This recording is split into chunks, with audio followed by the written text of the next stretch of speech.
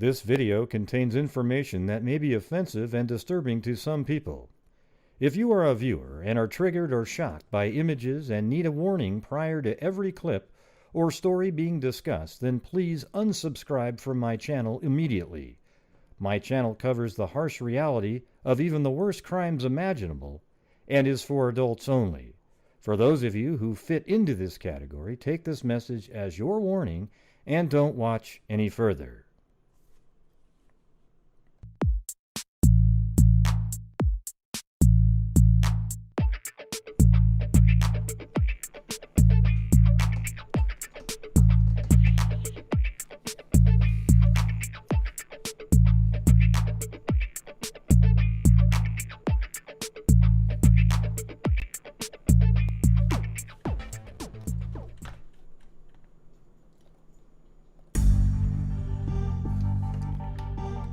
Wait, I am here, everybody, but I gotta fix the, you can't see me at all. It's like, not sure what the hell happened.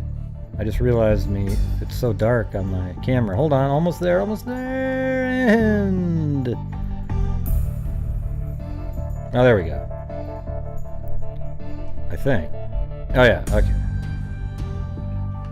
Alright. Wow, that was crazy. Can't see! Hold on, I gotta fix all this now. Got my L101 shirt on. Yeah.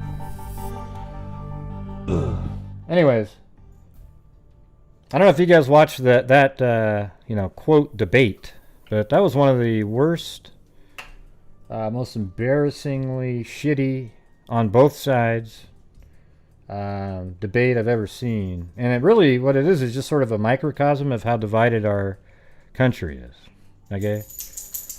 And I understand, Trump's frustration at some of the, the comments that are being, like denying that Hunter Biden got money and different comments, made. And, Trump was inaccurate on some of the stuff that, because Biden within the last month has said he condemns the rioting and violence and, those people should be prosecuted. Okay. But he only said that after the political wind shifted. And you could see that moment of shift on CNN when they used to always say, "Oh, it's just all the rioting is completely it's peaceful with a few rioting." But then they saw that the polls were shifting, and that's when you saw Don Lemon and the other clown Cuomo say, "Hey, you know what? We need to start," and they really said it on the air. And then like 2 days later, Biden came out with his comment. But he did say that. And then Trump said, "You never said that." So that's not accurate. He did say that. Although, politically, he did it for political reasons. And that's why he did it. All right. So the thing is it was an absolute shit show. And see, I was actually watching CNN and somebody said that. This lady that's really, respected. And, she's literally one of the, sort of... I don't even know what her name is, but you always see her on there. She said the word shit show. I mean, it was hilarious. And it was just, I watched the whole thing, and I just sat there the whole time just going, wow. I mean, they were both absolutely disrespectful to each other. Biden calling the President of the United States a clown, about 50 different other comments that he made to him. And the problem is Trump kept interrupting Biden when he should have just let him keep going, because he was starting to fumble a few different times, stuttering and then kind of just struggling, and then he sort of interrupted him and let him gather his thoughts again. And they both interrupted each other. Trump did interrupt more, obviously, like literally like 70% of the interruptions, I would say. And then and there's another a lie that goes out there a lot is, see, when Trump said the comment, there's good people on both sides regarding the Charlottesville event. Do you guys remember that Charlottesville event? You remember that? Just a second.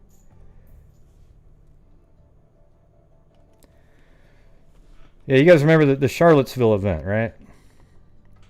Well, he said there's good people on both sides. Well, what he was referring to were the people that were protesting whether or not to have the statues. And then right after that, in that same sentence, he says, he condemns the white supremacists that were there.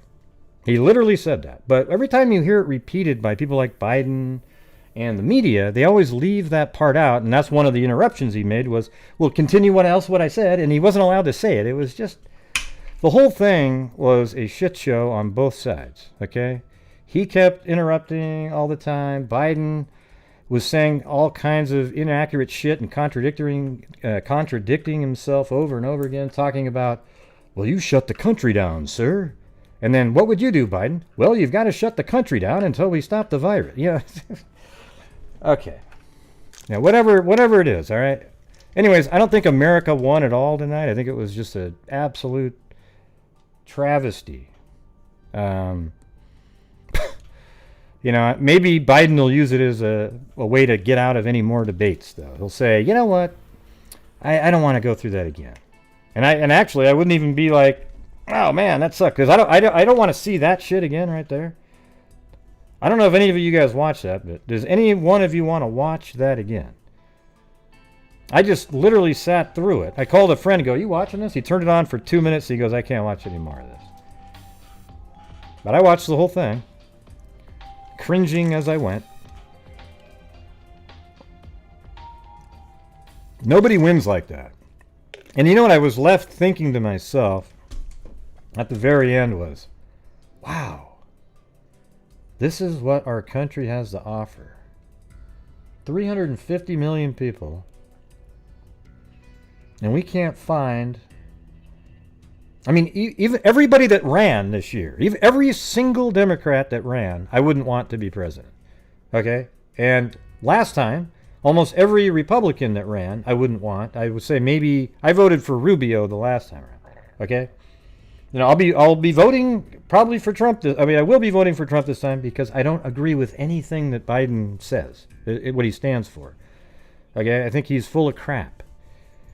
All right, and I'm just telling you that, but I don't want to. You know, it's like I'm not like, yay! I can't wait to go. You know, it's so frustrating.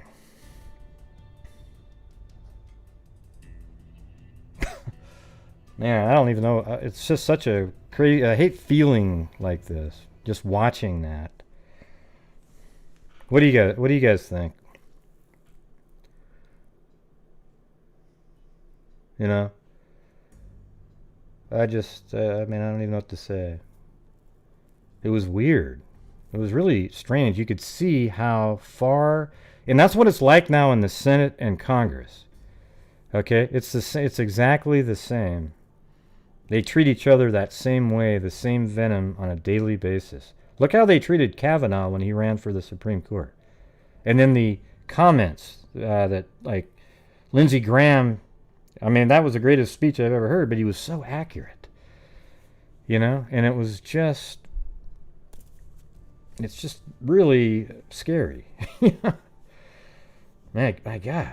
And he's like, I'm going to get rid of Trump's tax cuts. You mean the tax cuts that are saving everybody, middle class and lower, thousands and thousands of dollars and created jobs?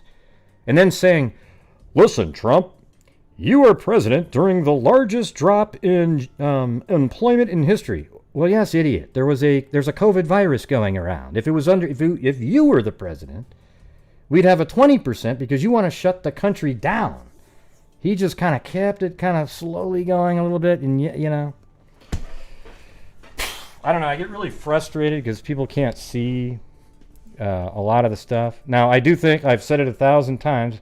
I think it's crazy that Trump doesn't support, you know, he doesn't seem to outwardly, like, all the time. He has recommended masks on several and many occasions, right? But he doesn't do it all the time. I do it on every one of my shows because I actually know that the masks work and save lives. So it's like, why not just say that every time and just make, and I would actually say, hey, if you're showing up to my rally, make sure you have a mask on. It's outside, but make sure you have a mask on. That's what I would say. Because it just looks better. A lot of people do wear masks there, but not everybody.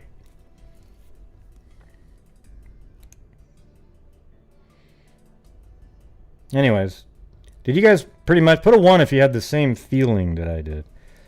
I just had like this feeling of, wow, this is it. This is all we got, everybody.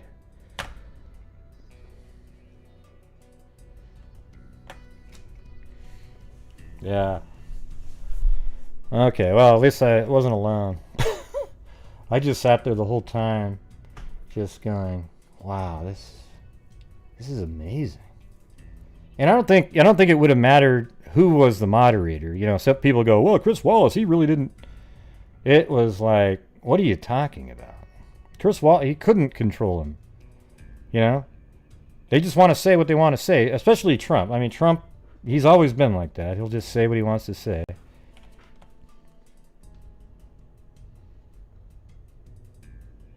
Yeah, get rid of that. Just don't even delete the comment. Just remove that individual who just typed that in. All right? Just go ahead and, yeah. As soon as you see comments like that, those people, they get one chance at something like that. There's no second chance is what I'm trying to tell you. Yeah, I agree with what Trump said. That part about it was never a peaceful transfer to him when he was president. It has been a one vicious attack by the Democratic Party against Trump since the day he got elected. They even tried to get him impeached right away on various things that turned out to not be true. Okay, so I get that part. But, you know, it's lame when you say, will you peacefully transfer it? Well, I don't know. I want people to be out at the booths and checking out, you know. Give me a break. Just say yeah, okay? Sometimes there's things that you have to say, you know, like, you know when you go into a job interview and you're in a job interview and they ask you certain questions, you know what you need to say, okay? And that's kind of what the question's for, to see if you actually know what the answer's supposed to be. So you don't need to just say what you're thinking every second in those situations. I guess I could probably learn from something like that myself. Oh, shit. Yeah, anyways, tomorrow's our donation night. And so hopefully you guys all show up for that one. Get excited. We always have that one last big push at the end. Right? Yeah. See, Biden's kid did get millions of dollars, and he got $1 billion for this fund from China, and then he also got it's in reports. It wasn't debunked or anything, but he just said that, and okay, because he said it, all of a sudden now it's true. Okay, because he denied it, it's true that it's not true. Yeah, I like that night too. I thought he did better than I mean, like he didn't fumble around as much as I was thinking he would. I've seen him in other times where he is just absolutely, you know.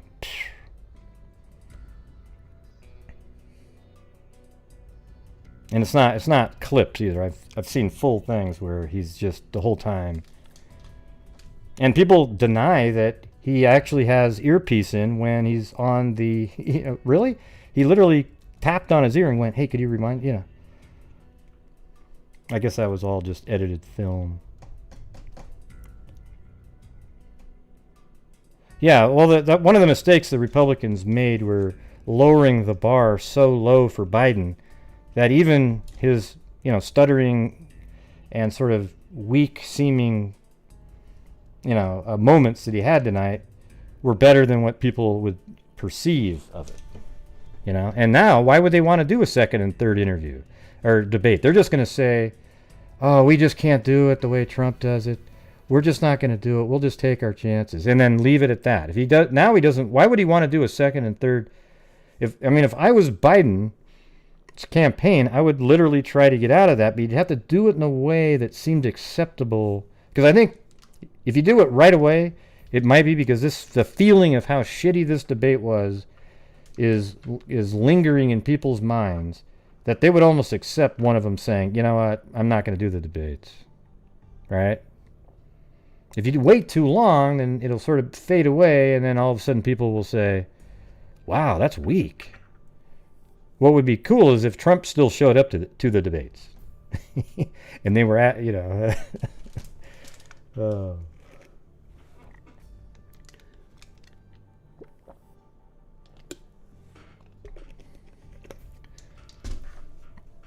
Yeah, I mean, he says shut up, and called him a clown and all kinds of other really disrespectful things.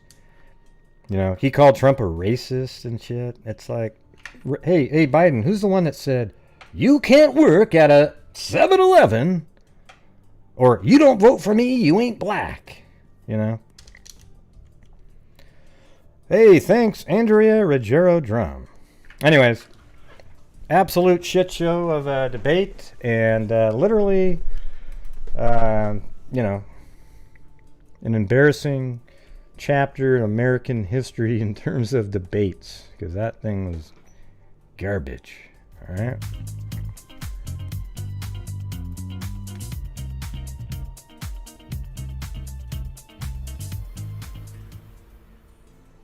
Yeah. No, Biden's tricked everybody. I can play you this. It's from like the 80s. You know, it's a long time ago, but it's really something he did.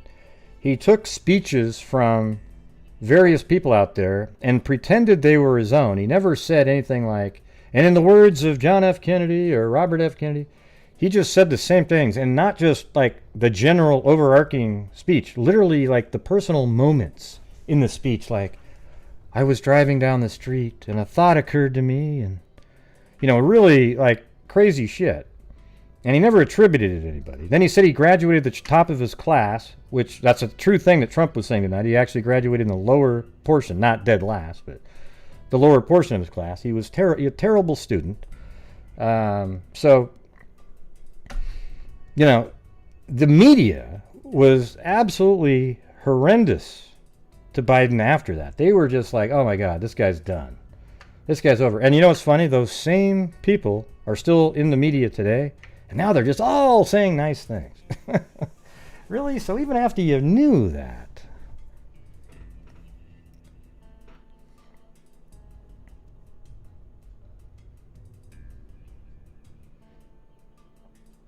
Yeah. Anyways, you guys should go check that out on YouTube. Just type it in. It's like a 4-minute long video of him just, in the media would sort of corner him and question him on those things. He goes, okay, I was dumb. I was stupid. I shouldn't have done that.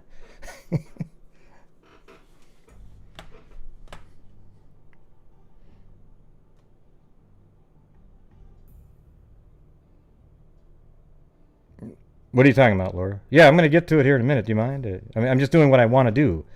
And if you don't, you know, like how I'm doing it, then, you know, you don't need to be here. I'm just doing... I'm just talking about something because I just watched it and it made me upset. Okay? I didn't like it. My God, what kind of comments are those? They're just ridiculous.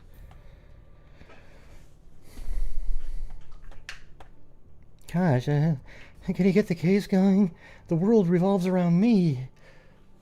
Jesus. All right. Anyways, yeah, I was about to get started on it if you just waited a couple of minutes. It was probably the worst damn debate that ever was, okay? And the entire United States, the Democrats, Republicans, should all be embarrassed of how it went. Biden sucked, Trump sucked, everybody sucked. All right?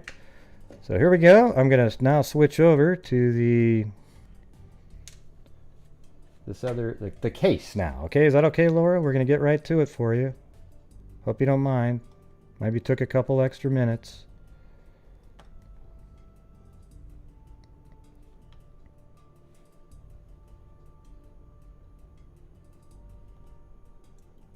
I've got to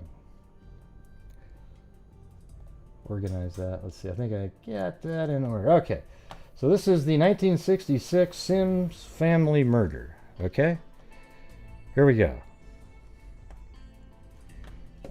Yeah.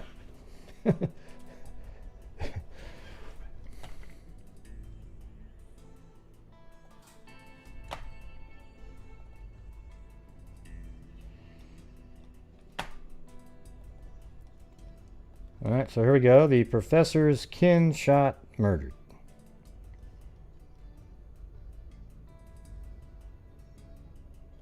Right.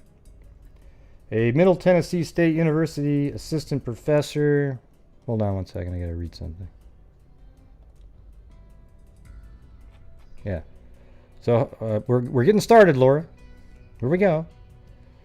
A Middle Tennessee State University assistant professor in the Department of Education was called to Tallahassee, Florida, following word of the shooting of his daughter, his son-in-law, Robert W. Sims, and his granddaughter, Joy Lynn, 12. So those are the people that were...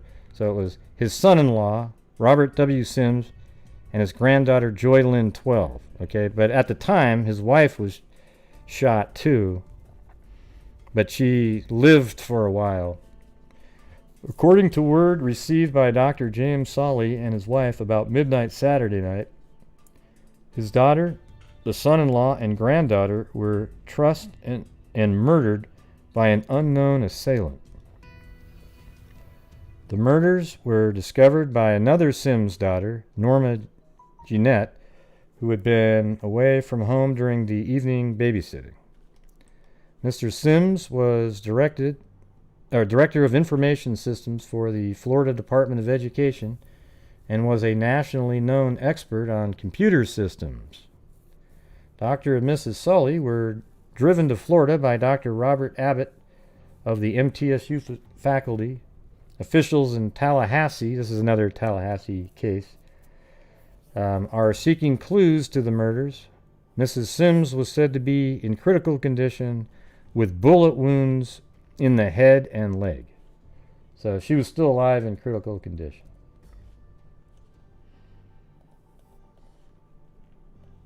Okay, and then right here it says, wife clings to life in the Sims killing.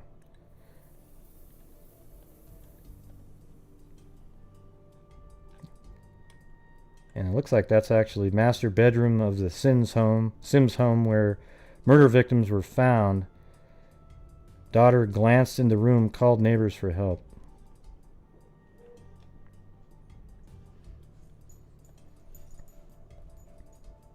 I think it might be this one here that was the victim. Let me just see. That was Joy, I think Joy Lynn Sims. Kind of looks a little bit more like this one, but I can't tell because she has different hair. The 37-year-old mother whose husband and 12-year-old daughter were slain in their North Section home Saturday night clung to life today in Tallahassee Memorial Hospital. Robert W. Sims Sr. and Meridian, of Meridian, Mississippi, called. It's really blurry, this text, not because of my eyes, but because it's too big. You know, I might have actually saved this as a... Was it this one? Let me see. Hold on. I might have saved it as a link. Yeah, there we go. Now it's a lot clearer. There we go. Okay, Robert W. Sims Sr. and Meridian, Mississippi, called here by the slaying of a son and granddaughter, suffered a heart attack at 11:30 a.m. today in front of his Sims home. Wow. He was taken to Tallahassee Memorial Hospital for emergency treatment. His condition was not known immediately. Sims was sitting in a car in front of the house where the crime took place Saturday night. When he was stricken, he had accompanied his 15-year-old granddaughter, Judy, to get some clothing from the house. She was staying with friends.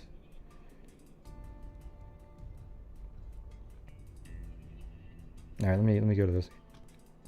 Curious at scene of slaying, create a huge traffic jam. So a lot of people were stopping. I'm not sure where this carries over, where it says ride. I don't know where that came from. Oh, let me go to, well, that's page 1, it said. Where did that start?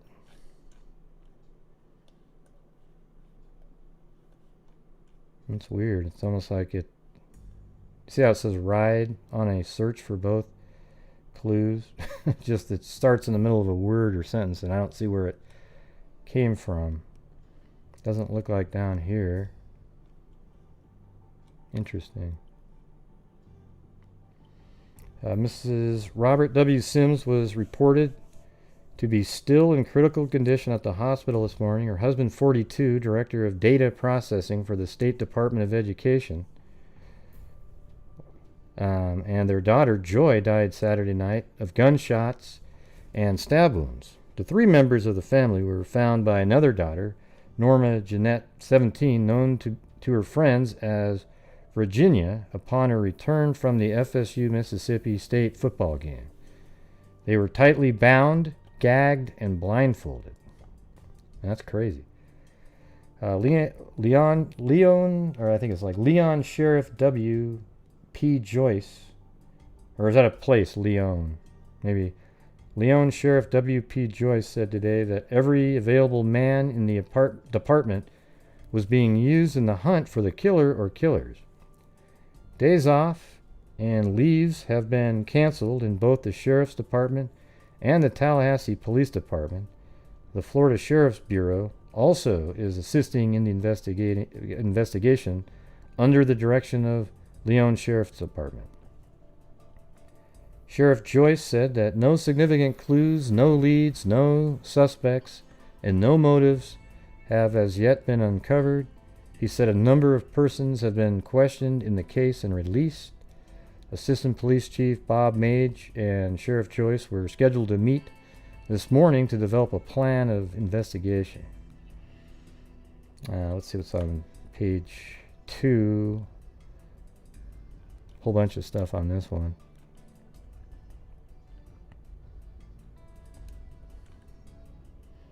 They're still trying to identify some prints. The 3 Sims family members were discovered by Virginia, one of the daughters, in the master bedroom of their 3-bedroom home. Now, here we go. Finally, I found the address there. I was looking for that. So this is 641 Muriel Court in Tallahassee.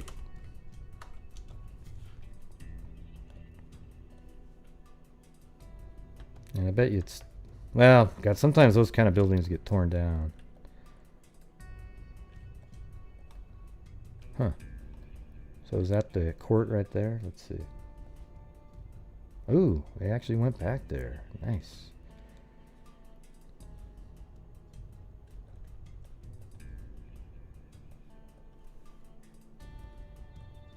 Okay, now I gotta make sure, where the hell is that? So it's not that first house. Let me make the trees different here, so I can see what I'm looking at.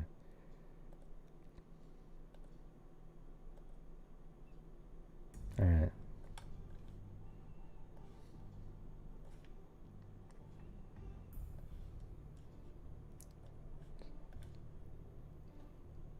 What is that? Yeah, it looks like 541. So that's it right there. Crazy, huh? Just absolute. I'm guarantee it that house. Well, that looks like a house that's been there the entire time. That is a 1960 type address. I mean, I'm not address, design there. You see that? That's just really flat. Yeah, it's definitely not a newer model.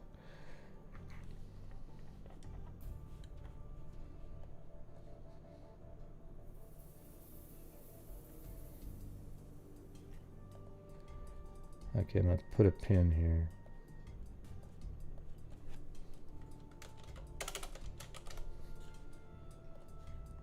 So it's kind of interesting. It's very similar in a way, you know, to the case we covered last night in Tallahassee, where it's down a side street and not really, you know, it's a little bit quieter than you would think. A lot of trees around.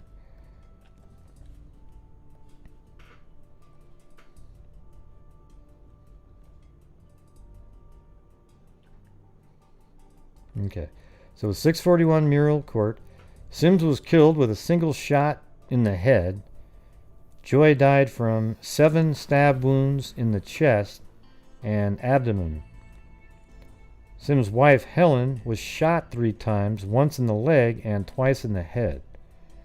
Huh, it's almost like she was running, shot in the leg to keep her from running, and then went up and went boom, boom, right in the head. Doesn't that sound about right? She probably tried to run, shot, leg, fell, and then boom, boom to the head. That's what makes sense to me. It seems like it'd be kind of dumb to, if she was already down, oh, let me shoot you in the leg, oh, and then in the head twice. It seems like that was an attempt to keep her from moving. Sheriff Joyce said the three were all bound with neckties and stockings. So that means the person was in that house for a while, right?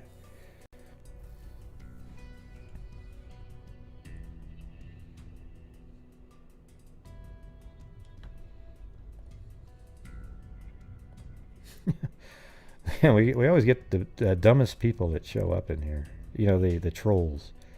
It's amazing.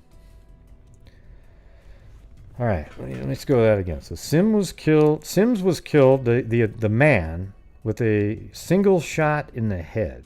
Joy died, the little daughter, from 7 stab wounds. So there was a lot more vicious attack on the child. I mean, that's crazy shit. Let me go back to that first page. Let me see if it actually mentions who is who. And okay, from left, Virginia, Judy, and Joy. So this is Joy right here, the one I thought was Joy. And she was stabbed 7 times. And the other ones were just shot. The chest and the abdomen. Sims' wife, Helen, was shot 3 times, once in the leg and twice in the head. Sheriff Joyce said the 3 were all bound with neckties and stockings. Their hands were tied behind them. Their feet were also tied. Both parents were gagged and blindfolded. But not Joy. God, I wonder if Joy was the whole intent of this. The victims were discovered shortly after 11:15 p.m. Sheriff Joyce said Virginia had been dropped off in front of her home by a friend after attending the game home. Let me see what this is. The victims were discovered shortly after 11:15. Okay, she was just dropped off, so that means they were killed before 11:15, obviously. When she entered the lighted residence that had, let's keep that up on the screen right there. So just let's do a street view, and just while you're listening, you can just kind of picture what the hell's going on here.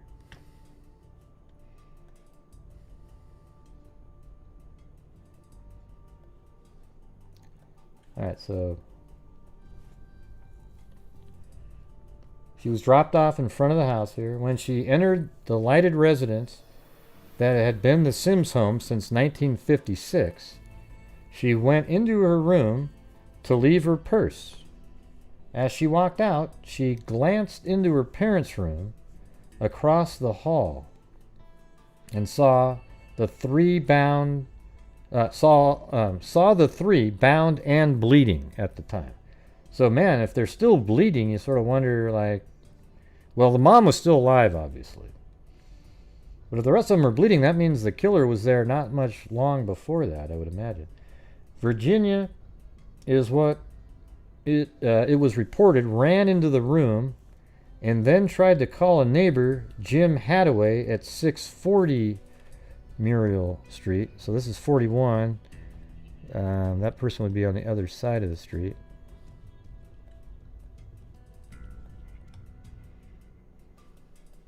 I just want to see which neighbor was called.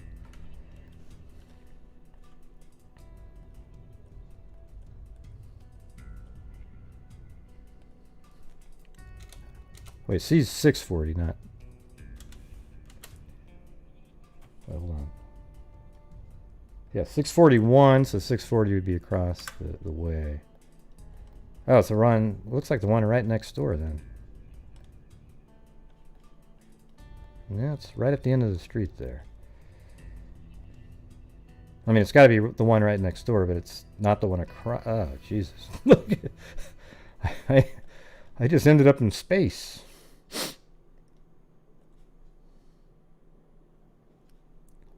Uh-oh. Ah, shit. I knew there was something going wrong there. I have to open it back up again.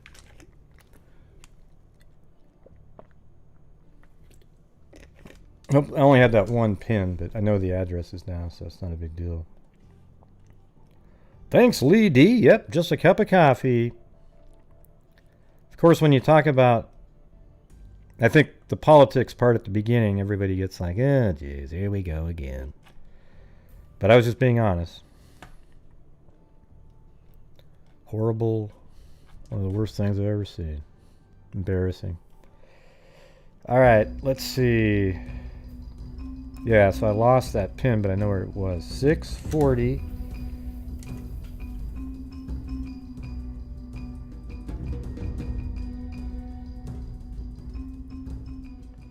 One. Hot beverage teacup. Thank you, Lee D. Muriel Court.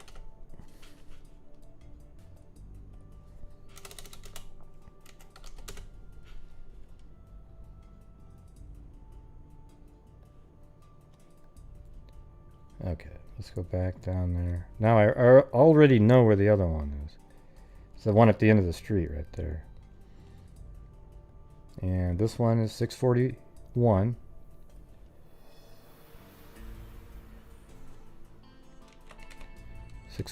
Muriel Court. And then this one's going to be 640 right over here. And I guarantee it that house is the same. You can just tell looking at it.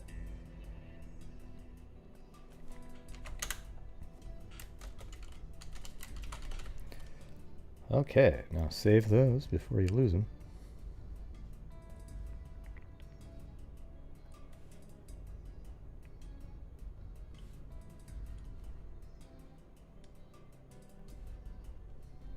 All right, so we're still looking at that. So let me get back to that. When she entered the lighted residence that had been the Sims home since 1956, she went into her room to leave her purse. As she walked out, she glanced into her parents' room across the hall and saw the three bound and bleeding. Virginia, it was reported, ran into the room and then tried to call a neighbor, Jim Hadaway, at 640 Muriel Street, who was the supervisor of the Tallahassee Recreation Department. Isn't that amazing that they give out all that information about somebody? I mean, it's just like, that's just way too much.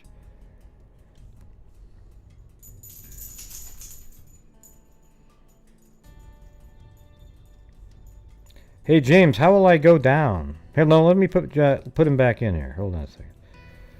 Yeah, I mean, Trump might lose. I'm not saying he might not lose. I mean, I'm not a Trumpist, like, oh, I think Trump's the greatest person in the world. I just, I'm a Republican, and I agree more with all of the things that he has than the Democrats. Is there anything wrong with that? No.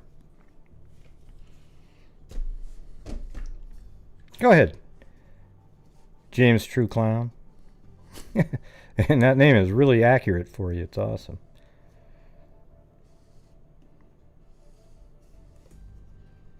Yeah, it's the same trolls over and over again.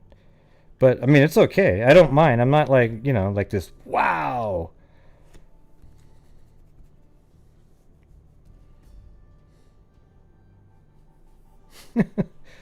Yeah. Okay. Well, he was too lame to make another comment, so I'll go back and hide him again. Give you a shot there, James True Clown, but didn't work out for you. Okay, you guys ready to get back to this? All right, here we go. It's amazing, though, like I was saying, how much detail they give about this guy. Hey, the neighbor's name is Jim Hadaway, and he lives at 640 Muriel Street, and he's also the supervisor of Tallahassee Recreation Department. Like, why does that need to be in the story? That part of it, Like, it just seems like you're giving out way too much information about somebody. According to Joyce Hadaway, well, maybe it's good because in today's world, people would look up that guy and wonder what he did.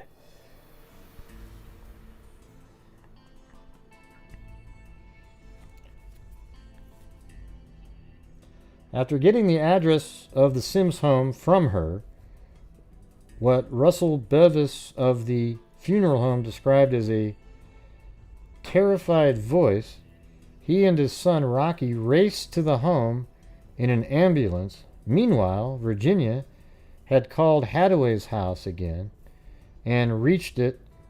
This time, Mr. and Mrs. Hadaway both ran to the Sims house. Hold on, what's it saying up there? He's a supervisor. I say, according to Joyce, the Hadaway. Who's Joyce? Is that the daughter now? No, I can't remember now. Hold on a second. No, that was Virginia that came on. Shit. Now I'm wondering who Joyce is. Is that the other? There's two living daughters. From left, Virginia found family. Judy was babysitting, and Joy a victim. So it's Virginia and Judy. I don't remember who. Oh, Joyce was the sheriff. Jeez. Okay. All right. Virginia, it was reported, ran into the room and then tried to call a neighbor, Jim Hadaway, at 640. He's the recreation department. According to Joyce, the Hadaway phone did not ring. She then called, okay, so after the phone didn't ring for some reason, she then called the Beavis Sutherland Funeral Home.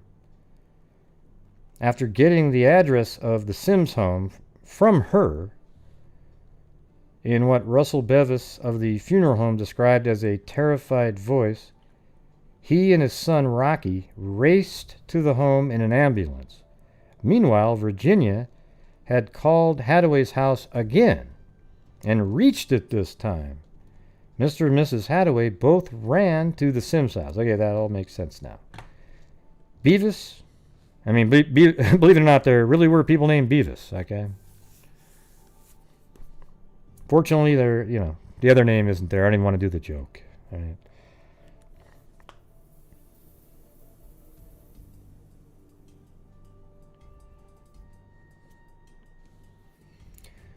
Beavis and his son entered the house to find Sims lying on the bed. So now it's interesting is that up here? Where was the picture that we had of let me get that open.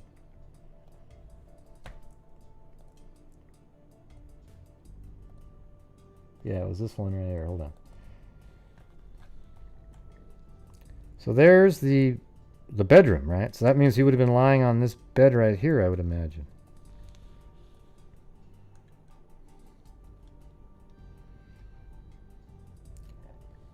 Beavis and his son entered the house to find Sims lying on the bed and his wife and child on the floor. They had been shot with what was believed to be a .38 caliber pistol. The older Beavis told his son Beavis to get a knife so the bonds could be. I'm just laughing. Like, what do you mean the older Beavis? That's their last name, I guess. The older Beavis told his son to get a knife so the bonds could be cut from the victims. See, that's so dumb. You didn't even wait for the cops to get there. Rocky arrived back to the bedroom, and his father told him to turn out the lights. How come? Rocky arrived back to the bedroom, and his father told him to turn out the lights. Why would he say that? The older Beavis told his son to get a knife so the bonds could be cut from the victims. Rocky arrived back to the bedroom, and his father told him to turn out the light. What does that mean? Why would his dad say, hey, turn out the lights when we're cutting these bonds, I don't get that part at all. Rocky said it was then that he realized that the murderer might still be in the house. I don't know, but what is the light at? I don't know. I was very scared, he said. The two managed to free the mother from her bonds, and she was taken to the hospital. Beavis said they were all tied very tight. Beavis called the police. He also called another ambulance for Sims, but realized that the man had died. He said the parents were breathing when he entered the room. Wow. So he was barely alive, too. Judith Ann, 15, another daughter, was babysitting at the time her parents... Man, how fortunate is that?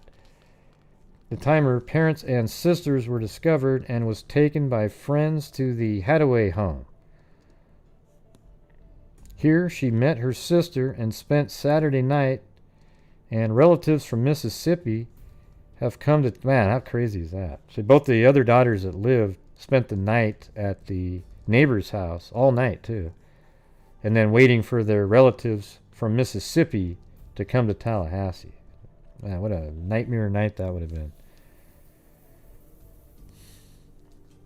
The bodies of the dead were removed between 3 and 5 Sunday morning and taken to the Beavis Sutherland Funeral Home. Beavis said the father was dressed in slacks and a sports shirt, so that means he hadn't got ready for bed yet. And the mother was dressed in slacks and a blouse, so the murder must probably happen more like around, 8 or 9, you would think, right? He was not sure what the daughter was wearing, but said she had her hair rolled up with pin curls. A preliminary autopsy has ruled out a sex motive. I don't know if that's true, though, because later they call the guy like a sex fiend or something, Ruled out a sex motive in the crime, Sheriff Joyce said, and robbery also apparently was not the motive, since the sheriff said that nothing seemed to be missing, nor even disturbed. Investigating officers said that they found both the front and back doors of the house open when they arrived. Okay, well, the front door might be open because, the daughter actually got into the house and then, let people in. The back door being open, that's suspicious. But the front door means nothing. Okay? One neighbor reported hearing a very loud, shrill scream. Okay, now it's between 10 and 11, so that would be closer to when the daughter got home. So they were still dressed, I guess, right around 9 or 10, while she was watching television on her back porch. The Gibbs Street neighbor thought it was a child playing and disregarded it. It was also reported that some teenage boys were firing cherry bombs and other firecrackers on the Thorpe Street shortly after 11 p.m., and this may have occurred for some of the people who reported hearing gunshots. After 11 p.m., Thorpe Street is located about 3 blocks from the Sims residence.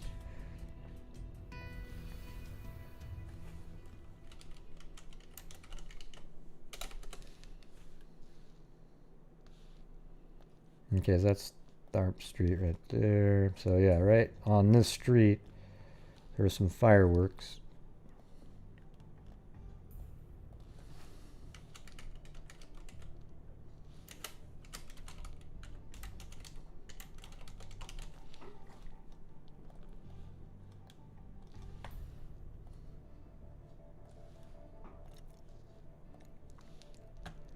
The boys firing the fireworks dispersed upon hearing sirens from the ambulance. Sheriff Joyce said today that a number of telephone tips about suspicious characters have been received. He said that all were being checked, but that none so far had proved fruitful. Man, that's another crazy one here, huh? Is this one interesting for you guys? Yeah, me and Zozo talked about what's interesting. I always get a feeling for what's interesting. And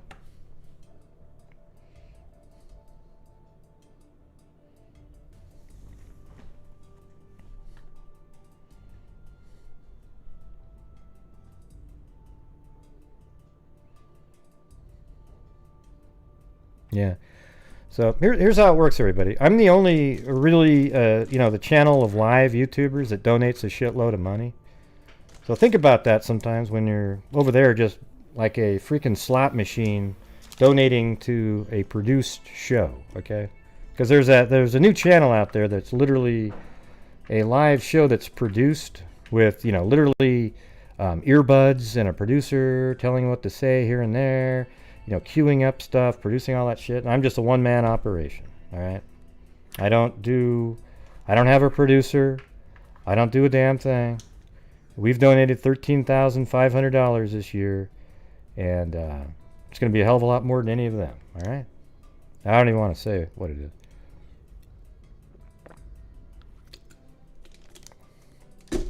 But that's the reality of it. So when I go over there, I keep seeing, you know, like sometimes I go over there and I see like my subs, you know, people that are like freak family members, you know, 100, everybody gets so hyped up in the thing. And I'm like, God, they don't even need it. I mean, they're getting shows on Dr. Phil and shit. That means they're really connected it's sort of this thing that popped up, and they're out there propping up other channels as if they're the voice now. Like, oh yes, this other channel, they did a great job, and this channel did great, and this one, it's like, who the hell are you? Okay? You just got here during the Morphew case. That's the only thing you covered, all right? So I'm just saying, everybody, if you want to support a channel that's actually doing good in the world, it's right here. All right? Thank you. Yes, and maybe you don't like my attitude sometimes, all that shit, but hey, you know what? I'm not a robot.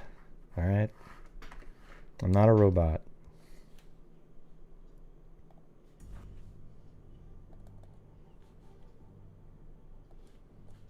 Let's see, where is this one from? 24/3.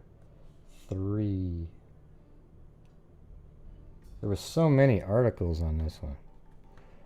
Thanks, Melissa. Appreciate it. You know, I'm never gonna have 5,000 people watching either. Okay. Thank you for all you do. I was able to sneak in the word Morphew last night and had 600. You know, almost 700. Hey, thanks, Lee D. Yep, there we go. And we're gonna donate to the charity that Caitlin brought up on the show that we were on. So, she gave it to me after the show. It's going to be going to, I think it's called Rain. Is that right? I have it on my desktop. And that one does backlogs, and it's for, missing, it's for women, basically. Thanks, Lee D. Wow. For the children, purple heart, blue heart. And Kubi and Tracy. Thank you. Very kind of you guys. But, tomorrow night's our big night, but, I got to keep up the pace every single night, or it has to be bigger on the last night. Yeah, I'm hoping, we've already done 500 so far. I'm going to try to do at least 1,500 more tomorrow. But, man, if I could do 2,400 or 500, that'd be sweet, because then we'd be at 16,000, right? And then we could coast in to get to the 20 goal that we had. I mean, you know what the goal was originally? $10,000.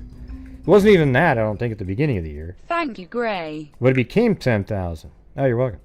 It became $10,000 literally like in 5 months ago. I was like, oh, we can do 10.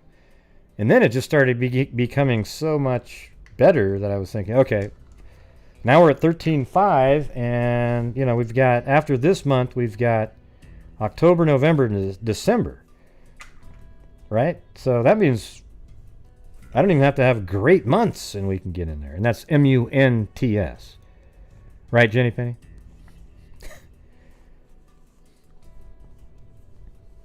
Oh, you got the hoodie? Cool. All right. Excellent.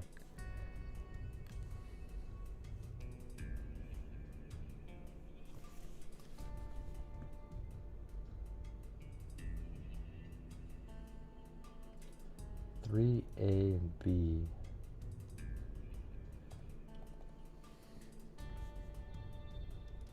Okay, we already read this one, right? Yeah. Robbery, not a motive. This is kind of like the key document right there. Thank you, Wendy Santana.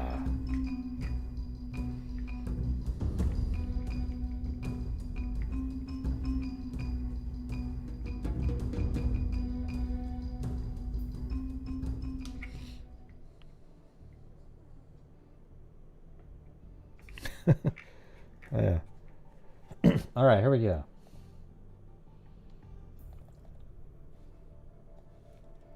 So here's another article here.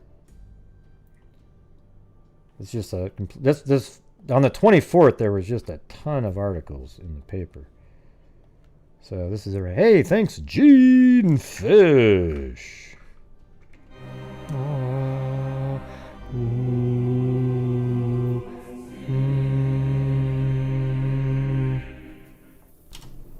Hey, thanks, Gene Fish.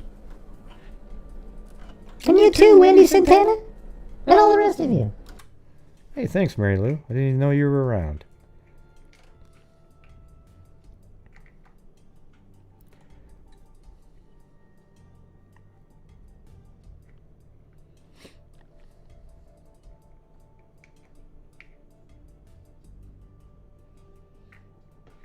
Yeah, I always think it's funny, like when like when Laura earlier was like, hey, can we get to the case? And I go, hey, Laura, yeah, we'll get to what I want. I don't have any animosity towards Laura. I don't even know, really, I don't know. She hasn't been one of the ones that communicates with me all the time or anything like that. It's, I don't have any animosity or anything. And 2 minutes later, I don't even give a shit. So, you shouldn't either, everybody. It's just kind of the way the show is, Don't worry about it. I mean, so far, I think all of you in your head can recount this entire case, right? So far, right? That one of the daughters came home, and when she got home, she went in store, in the room, and threw a purse into the room. Then glanced over and then saw a horrific sight. Went in the room and then they quickly called the neighbor. The neighbor didn't answer the phone. It didn't even ring. So then she called the funeral home, and their last names, unfortunately, currently, their last names were Beavis. And they rushed out there. And while they were heading out there, the daughter called the neighbors again, and that time they answered. And then the ambulance came out there. They went inside the house. They found all three of them bound and gagged, feet, hands tied behind their back. Then both the parents were still alive at the time.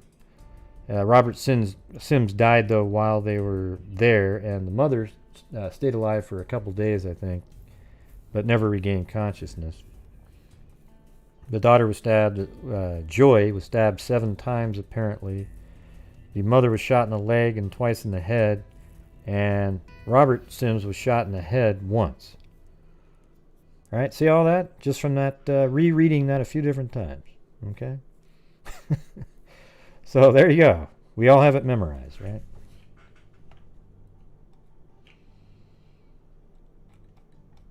So this right here, body of Robert Sims. Hey, let's check that out really quick. Now we got a picture of the outside of the house. Let's see if it's still brick like that.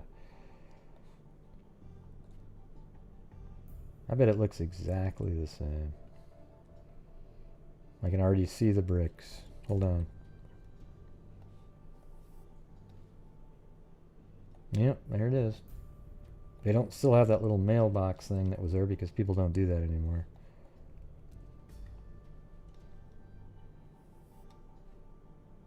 There we go. We'll go a little bit further.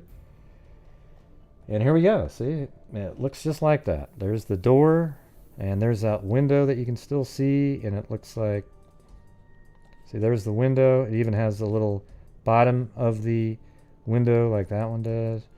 Even has the 3 slats going up. And so 100% the same building as it was at the time. So it makes it a little bit more creepy, doesn't it? When you think like, wow, that literally is the house. And I guess apparently there's a door on the back of the house that was open. I mean, could you imagine? See, it must have been so scary for those kids because look at the neighborhood in general. It's a little bit just sort of creepy, right? With the trees and shit. So as soon as that happens, now it's really dark and just a nightmare, really.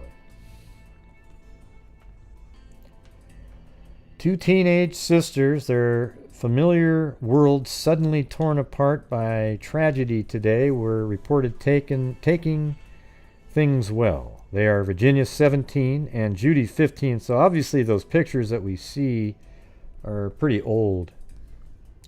Whose father and younger sister were brutally slain at their North Side home Saturday night, and whose mother lingers near death in the mysterious crime.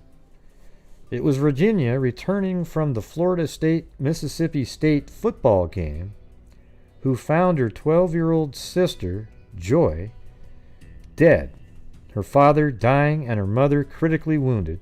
Judy was babysitting at the time. So Virginia here was the one at the football game, and then Judy was babysitting. And if we were going to go back and look at the...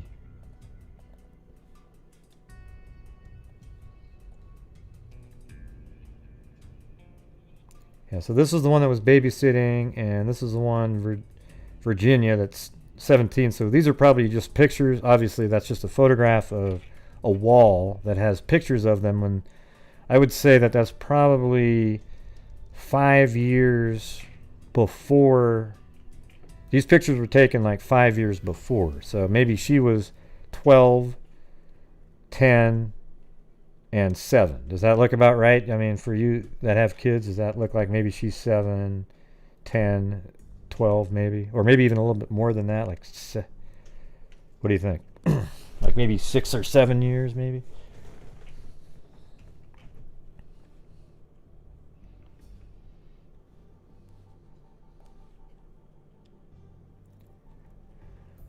Okay, so it was Virginia returning from the Florida State-Mississippi State football game who found her 12-year-old sister, Joy, dead, her father dying, and her mother critically wounded. The sorrowing sisters spent last night at the home of the Reverend Marion Hayes. Okay, I thought they stayed over at the neighbors, but I guess maybe not. Assistant pastor of First Baptist Church. Their mother is secretary to the pastor, Dr. C.A. Roberts, Virginia, and Judy sing in the choir there. So both the daughters that were alive both sing in the choir. Virginia is a senior at Judy a sophomore at Leon High School. Their father was also a choir member and Sunday school superintendent. I wonder if that school's still there. Let's see. No, it doesn't really matter. Joy was a straight A student in the 7th grade, and that's the girl that died, at Augusta Raw Junior High. Mrs. Sims' parents, Dr. and Mrs. Herman Solly of Murfreesboro, Tennessee, arrived yesterday. He is professor of philosophy at Middle Tennessee State College. At the State Department of Education, where Sims was director of the information systems, Superintendent Floyd Christian expressed the education world's shock over the murder. It's hard to realize anything like this could happen, Christian said. Dr. Bob Sims was, in every sense of the word, a gentleman, a very mild and reserved type of fellow. I've never known anyone to have anything but the utmost respect for him. So they were a respected family. So, and look at that. That's pretty intensive there. Look at that. Tweezers picking up every little thing. White jack coats on and everything. Of course, he's got a coffee in his left hand. I'm just kidding. I don't think he has that.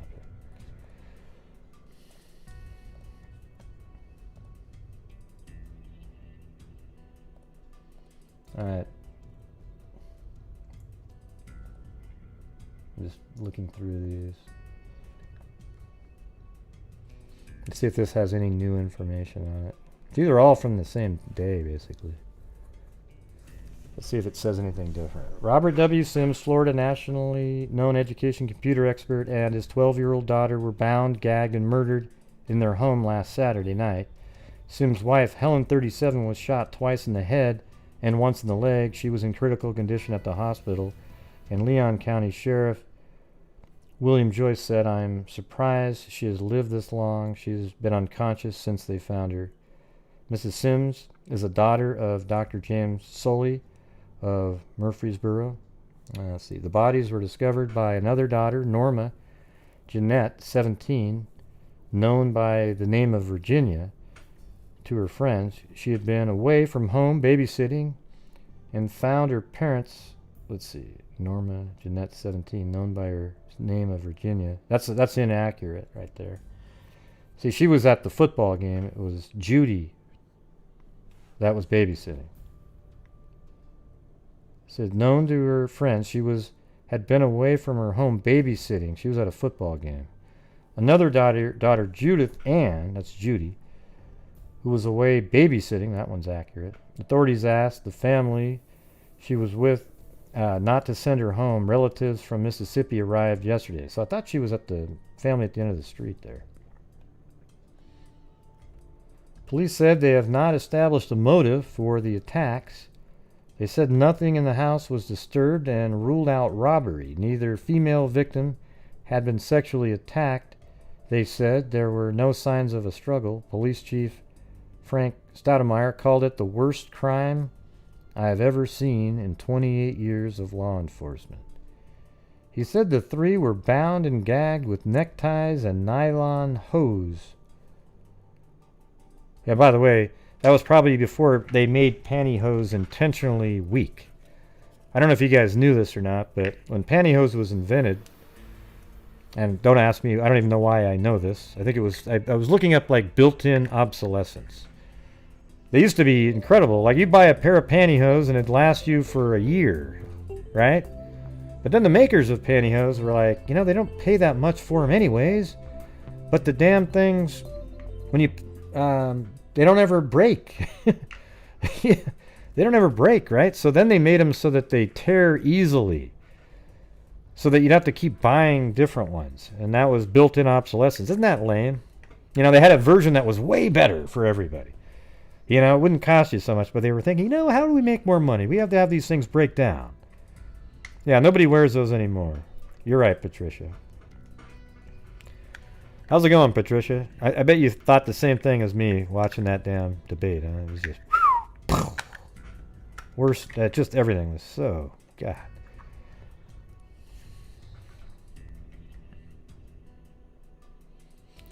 Yeah, but isn't that amazing that's what they did? They literally made it so they would break easily. So you have to buy a whole bunch more.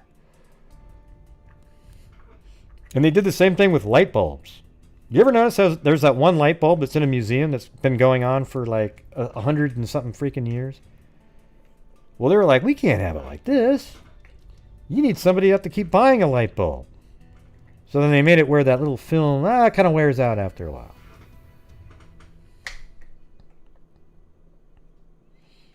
I actually thought women looked pretty good in those when I was younger.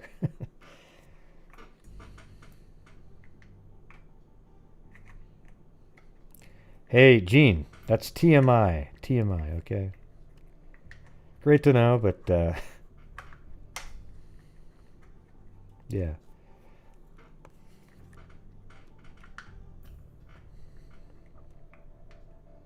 All right, let me get going here. Okay, police said they have not established a motive for the attack. They said nothing in the house was disturbed and ruled out robbery. Neither female had been sexually attacked. Police Chief Frank Stoudemire called it the worst crime he'd ever seen in 28 years. He said the three were bound and gagged with neckties and nylon hose. Sims was dressed in trousers and undershirt and was barefoot. So he was kind of, you know, sounds like he was sort of winding down for the night. Mrs. Sims was fully dressed, but without shoes. So again, like she had her shoes off. Maybe they're at the, you know, some families take their shoes off every time they enter the house. Young Joy Lynn was clad in a nightgown. Okay. So, you know, she's only 12. She probably gets to bed, you know, is required by, you know, a lot of times parents make their kid get ready for bed a lot earlier than they do. I think it's a little weird that if it's around 10 that they are still completely dressed. I don't really know how things worked in the 60s like that, but the oldest daughter said she returned home at 11:15 p.m. Eastern Daylight Time. Not sure why they put that in there. It's a local article. Went directly to her room to put away some books. Wait, hold on a second.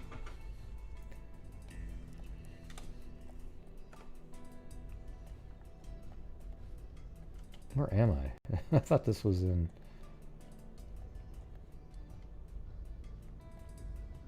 Oh, this is in Florida. That's crazy. I thought this was Tennessee.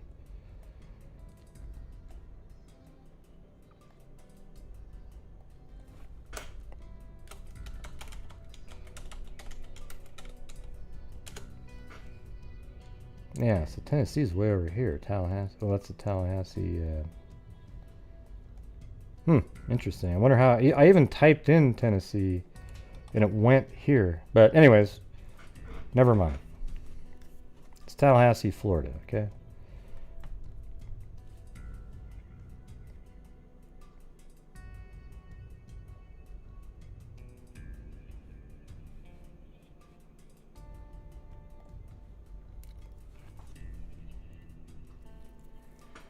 Okay, so this is in Tallahassee, Florida. It looks like it's on the Panhandle area. So the three were bound and gagged with neckties. We got that. The eldest daughter said she returned home at 11:15 Eastern Daylight Time and went directly to her room to put away some books. She started toward her parents' room and then saw the bodies. Mrs. Sims was still alive, the girl said, so she removed the gag. Oh, and by the way, thanks, Zozo, up there. Gene Fish.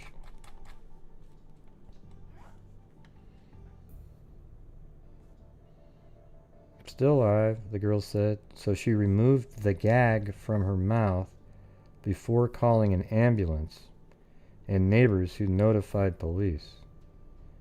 Sims also was still alive, but died while Mrs. Sims was being placed in the ambulance. Mrs. Sims, a secretary to minister of the Tallahassee First Baptist Church, was found with her head under the bed. Investigated. See, yeah, that I don't know, man. It sounds like she was trying to her head under the bed. I mean, if you fall at the right angle, as soon as you hit the ground, like her head might have dragged against the bed and then fell under it when she hit the ground. I'd like to, I'd have to see the crime scene photos, but to be honest, there aren't any, because when the ambulance people got there, they started working on the mom, moving her around, so that's going to have to be just the word of whatever somebody said. No motive had been turned up for the killings.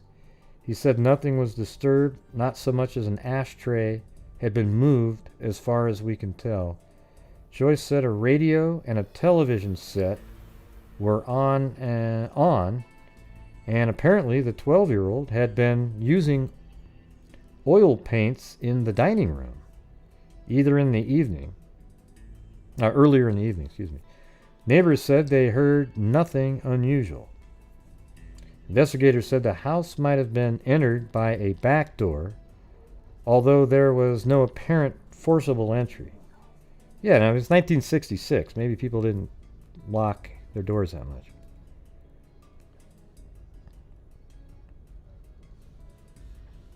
It just means her head was under the bed. That's all it means. And that's just the word of the coroner, obviously. Investigators said the house might have been entered by a back door, although there was no apparent forcible entry. No weapon was found. And officers said there was no...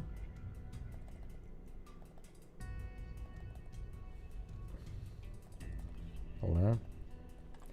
There was no indication of its caliber, although that sounds like I'm missing a word. Other than it was a handgun. The red brick home, surrounded by big live oak trees is located on a cul-de-sac at the end of a short dead end.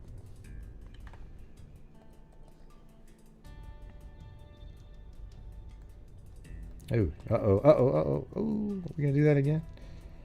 Here we go. At the end of a cul-de-sac. Look at those huge oak trees. Live oaks. There's the cul-de-sac. And there's the house.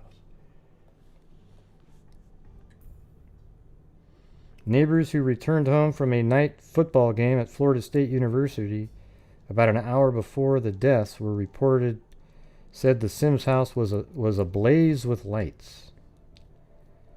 A neighbor described Mrs. Sims as tall and beautiful with auburn hair. Joy, she said, was blonde with gray eyes. Sims, a native of Meridian, Mississippi, joined the Department of Education in 1956 on a part-time basis. I guess he was a veteran of World War II. He served as a platoon leader in an anti-aircraft battery, reaching the rank of staff sergeant. He was a Sunday school superintendent and sang in the choir. Prior to joining the education department, Sims taught mathematics and served as assistant principal at Seminary High School. Man, this just seems like it's so random, right? A tall, husky man, Sims was described as polite and soft-spoken. Neighbors said the family had the reputation of being cautious people, apparently keeping their doors to their home locked, something others in the neighborhood rarely did. Well, their back door wasn't locked. Maybe. Somebody could have picked the lock, I guess. Said he was nationally known in his field and acted as consultant to all county school systems in the use of computer and data processing. Wow, 1966? I mean, I don't know. Those computers there were about the size of a house. Right? Where you put those little cards in them and shit.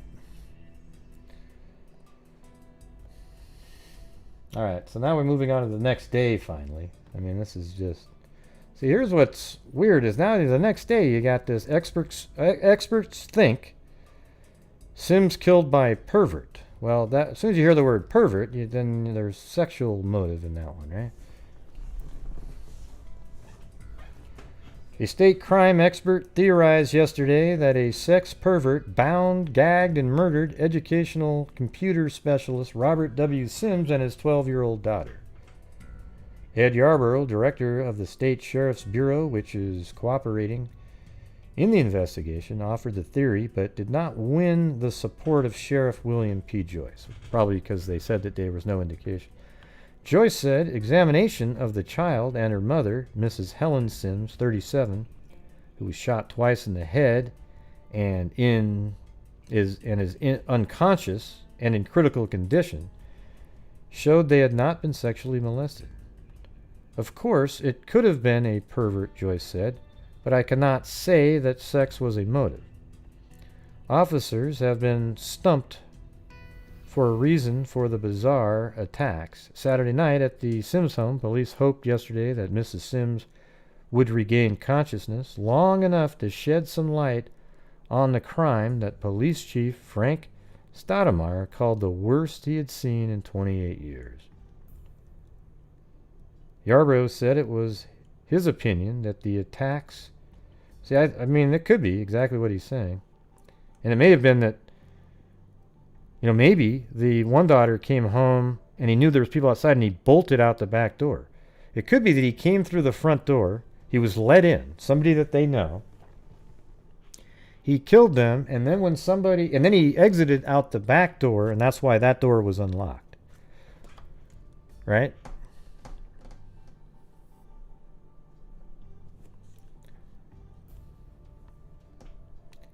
There are many types of perverts, he said. There does not have to be signs of sexual molestation. We have questioned everyone, Joyce said this, the sheriff. We have questioned everyone who could give us the slightest information. We have eliminated several possible suspects.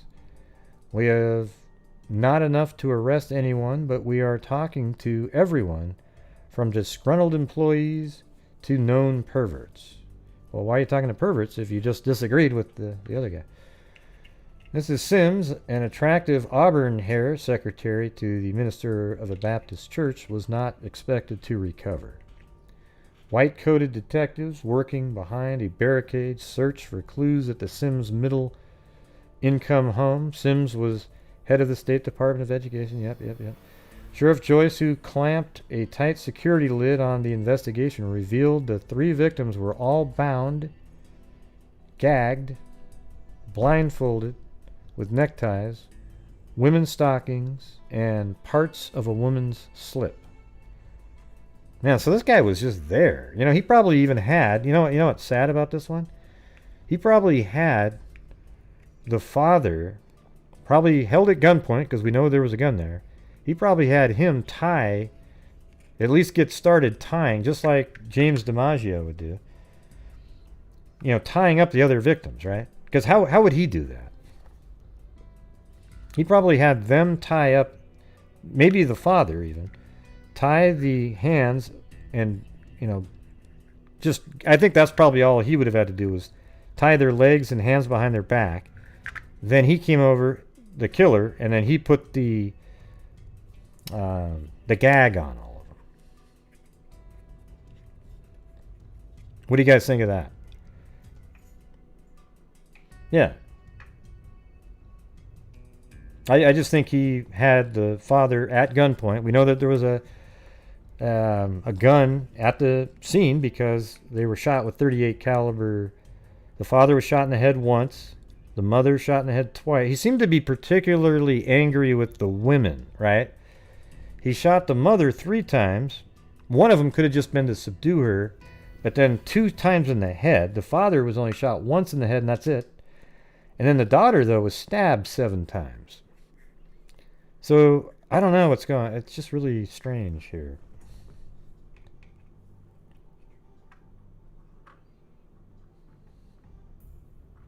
Joyce said Sims died from a bullet wound in the head. Daughter Joy, who had been painting at a dining room table earlier that night, was shot once in the head and stabbed 6 times. Well, what's up with that? So she was shot too. So the one that got the most brutality was the 12-year-old girl Joy. So the pervert angle has some merit, and I'm in a sexual angle. Now, whether he actually literally did something like that, we don't know. But like, why did he do that? He shot the father once in the head, the mom twice in the head and in the leg. I think the one shot to the leg was to keep her from running, and then he came up and finished her off. But then the child was stabbed 7 times. So it seems like, or 6 times. He probably stabbed her 6 times, and then she hadn't died yet, so then he finished her off with a gunshot. Hey, no problem, Bobo. Yeah, that's crazy, huh?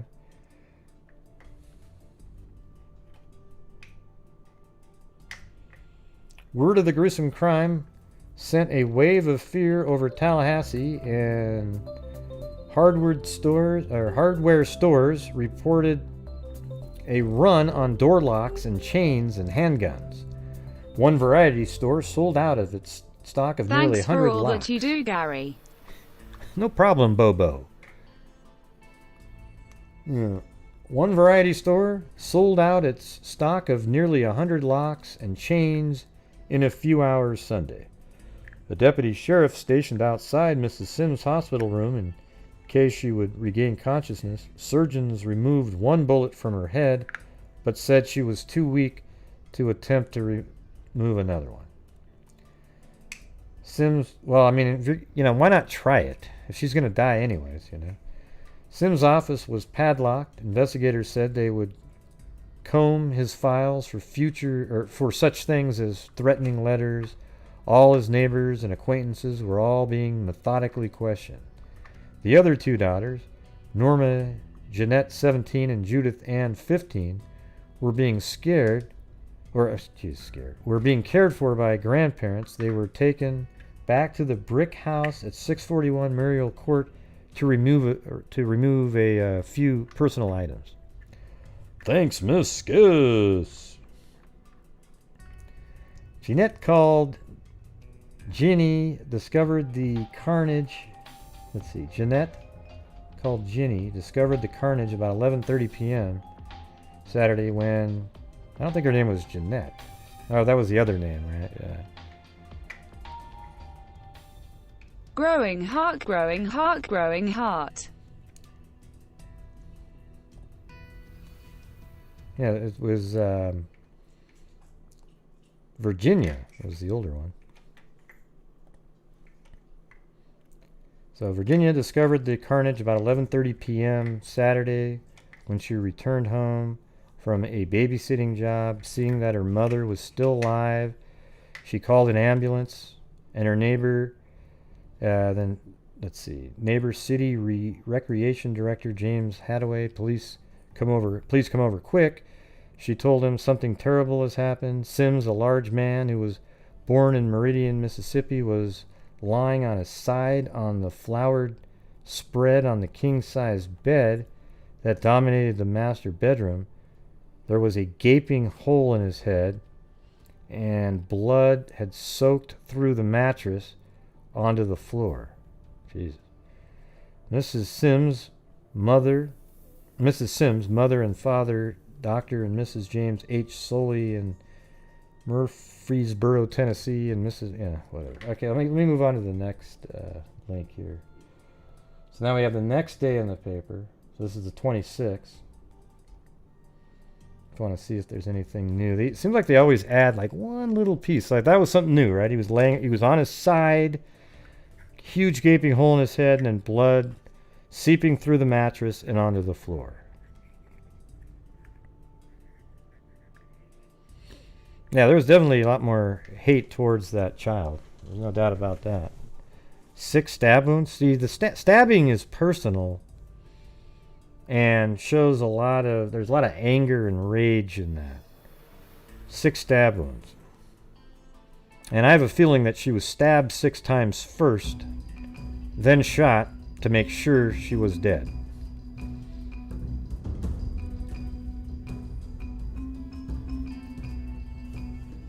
Thank you, Daddy-O, Caspian Horses Rock, and Miscus.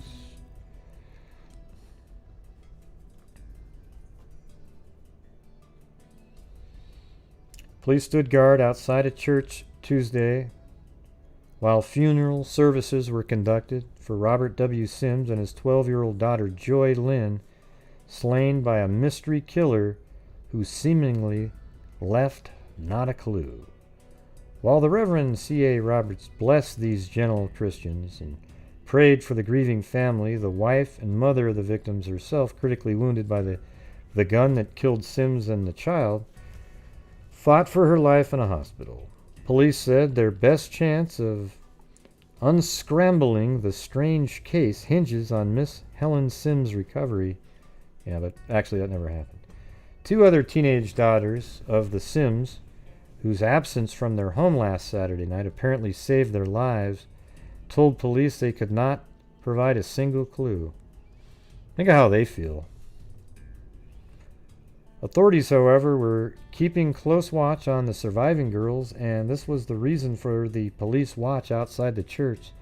Sheriff's Bureau Director Ed Yarborough, dressed in street clothes, stood unobtrusively, man, I've never seen that word, unobtrusively in a corner of the church, closely watching every person who passed in and out.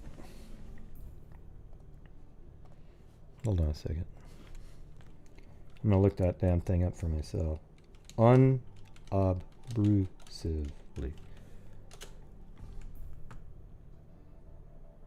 In a way that is not conspicuous or attracting attention. Okay. In a corner of the church, closely watching every person who passed in and out. Services were conducted from the First Baptist Church, the largest church in Tallahassee. The pews were filled. Dr. Roberts, the local Baptist preacher, to whom Mrs. Sims was a secretary, and Dr. Mode Stone of Florida State University announced establishment of a memorial education fund for the surviving Sims sister. Their slain father was a computer expert with the State Department of Education.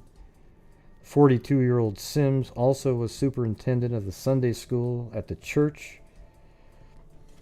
Let's see. As police disclosed, they are without a motive or suspects in the slaying. Parents besieged Mayor W.H. Cage's to officially rule out Halloween trick-or-treating next Monday.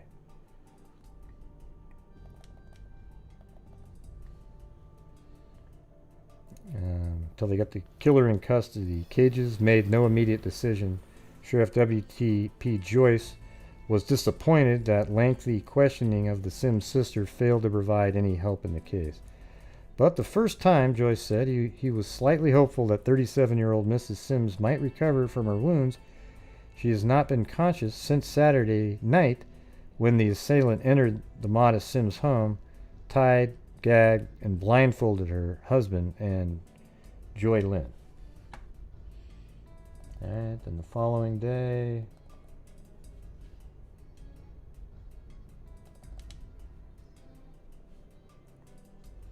yeah, see, it just went cold like ASAP.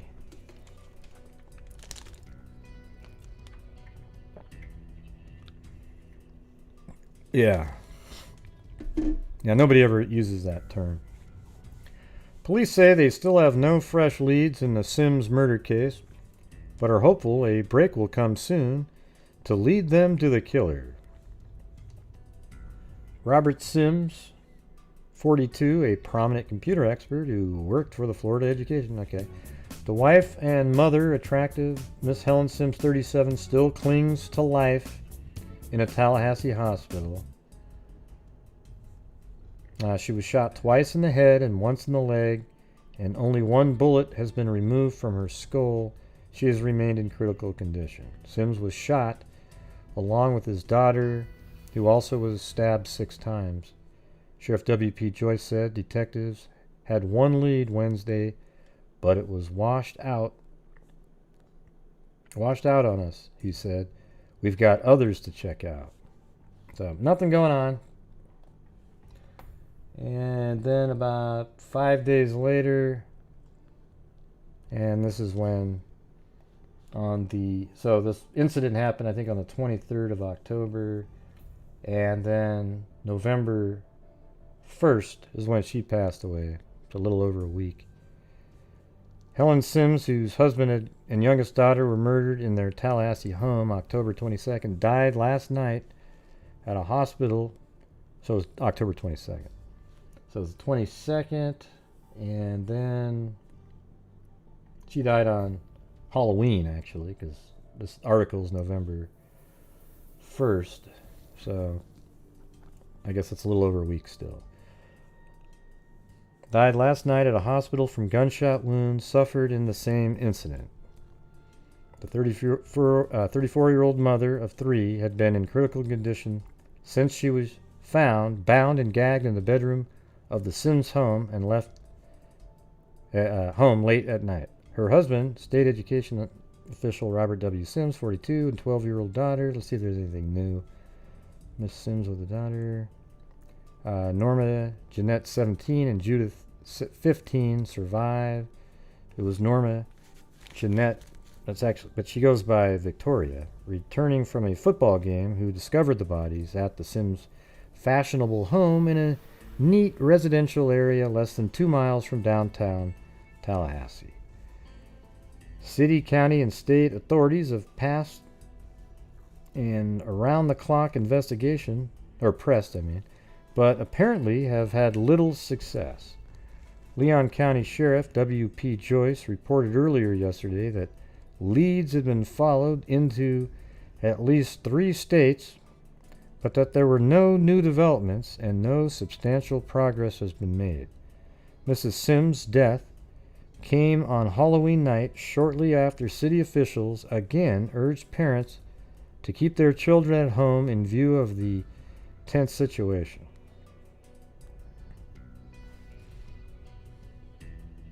The murders have puzzled authorities. No evidence of sexual assault was found on the victims. nor did robbery appear to be the motive. That's just, that's like a serial killer kind of deal, isn't it? I mean, it's crazy. Nobody just does that. Stab a little girl 6 times. I wonder if there's any other ones that are like that around there.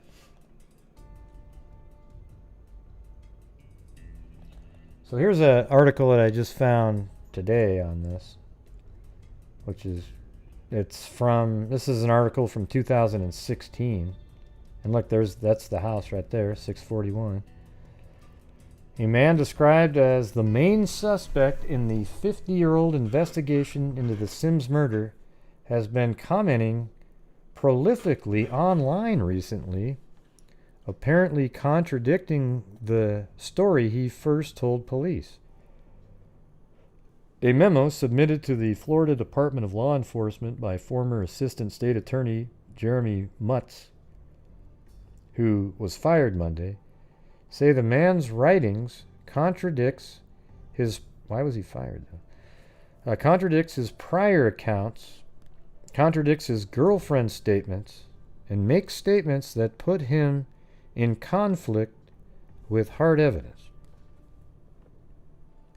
The memo outlines information that may clear several long-time suspects and points to a main suspect. The man's name and the website where the recent comments can be found are redacted from the memo. The investigation into the October 22nd, 1966 murders of Robert and Helen Sims and their 12-year-old daughter Joy is still active. The family was bound, shot, and stabbed to death in their home on Muriel Court off Gibbs Drive. Many of the in the city were attending the Mississippi State FSU football game. The bodies were discovered by another Sims daughter who came home after a babysitting job. Not Muntz, was fired for what State Attorney Willie Meggs says was an inappropriate use of his position to gain information to write a book about the murders and his contact with potential witnesses and FDLE. Muntz denied working on a book about the shocking crime. Muntz had his run-ins with state attorneys, higher-ups in the past. In 2011, he was demoted from handling the DUI cases when his then-fiancée received lenient treatment, avoiding jail time for 2 back-to-back DUIs. Thanks, Lee D. On Tuesday, Meggs and Leon County Sheriff Mike Woods said physical evidence will likely be the link that could solve the decades-old case. That evidence has been submitted to the FDLE lab for forensic testing. Meggs said progress is being made in the case. Well, the thing is all those items, especially the gags, I would say, and I'm sure he tightened up anything that... So let's say the husband... Now, how would that work, actually? Let's see. No, you know how it probably went? He probably had the mother tie the father first, under supervision by him. Right? And then he probably had... I don't know how it worked after that, but you wouldn't want to have the father be the last one that you have to tie up, right? No way.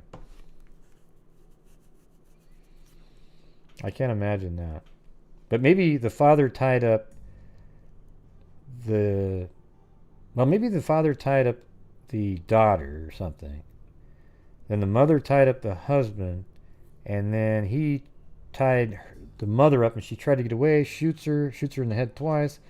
Then the father's still alive, and he goes, bam! And then he does whatever he's going to be doing. I don't know what he's doing, what's going on here, but he stabs the girl 6 times.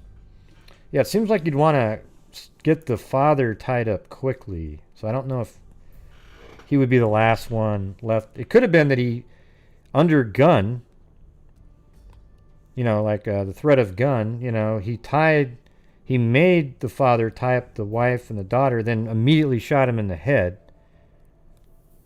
And then that way he's just out of the picture, right? I'm sure they know what the sequencing is.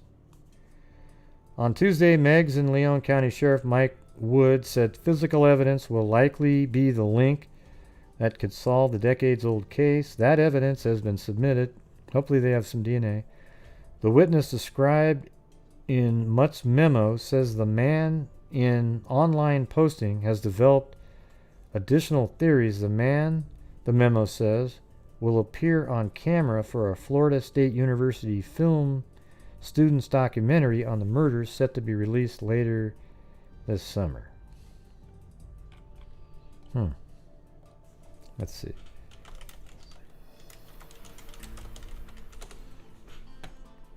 What else we got out here?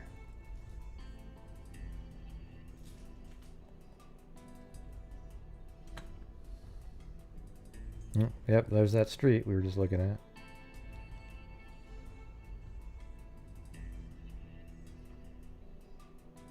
Hmm.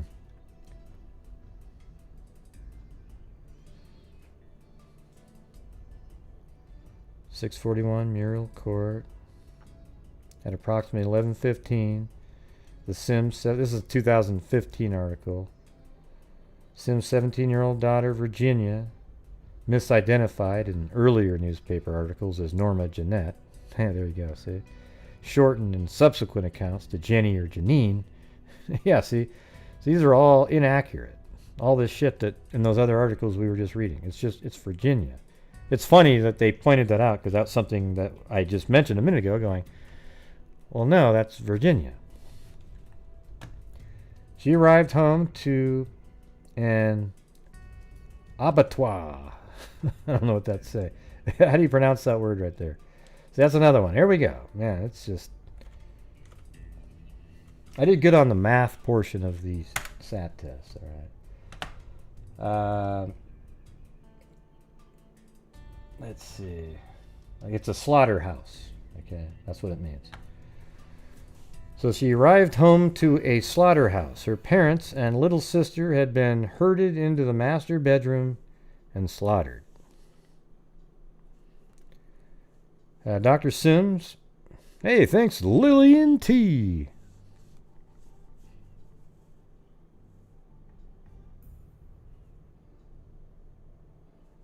Yeah, he gets... he definitely gets... He didn't do... he just kind of murmured and stuttered around a couple times, but I think he got through that without doing some of the stuff that he's been doing on some of his shows and stuff. I think he had a proper amount of rest and that kind of stuff, and preparation, right? But it was just... The whole thing was a nightmare, though, Lillian. The entire debate was horrible.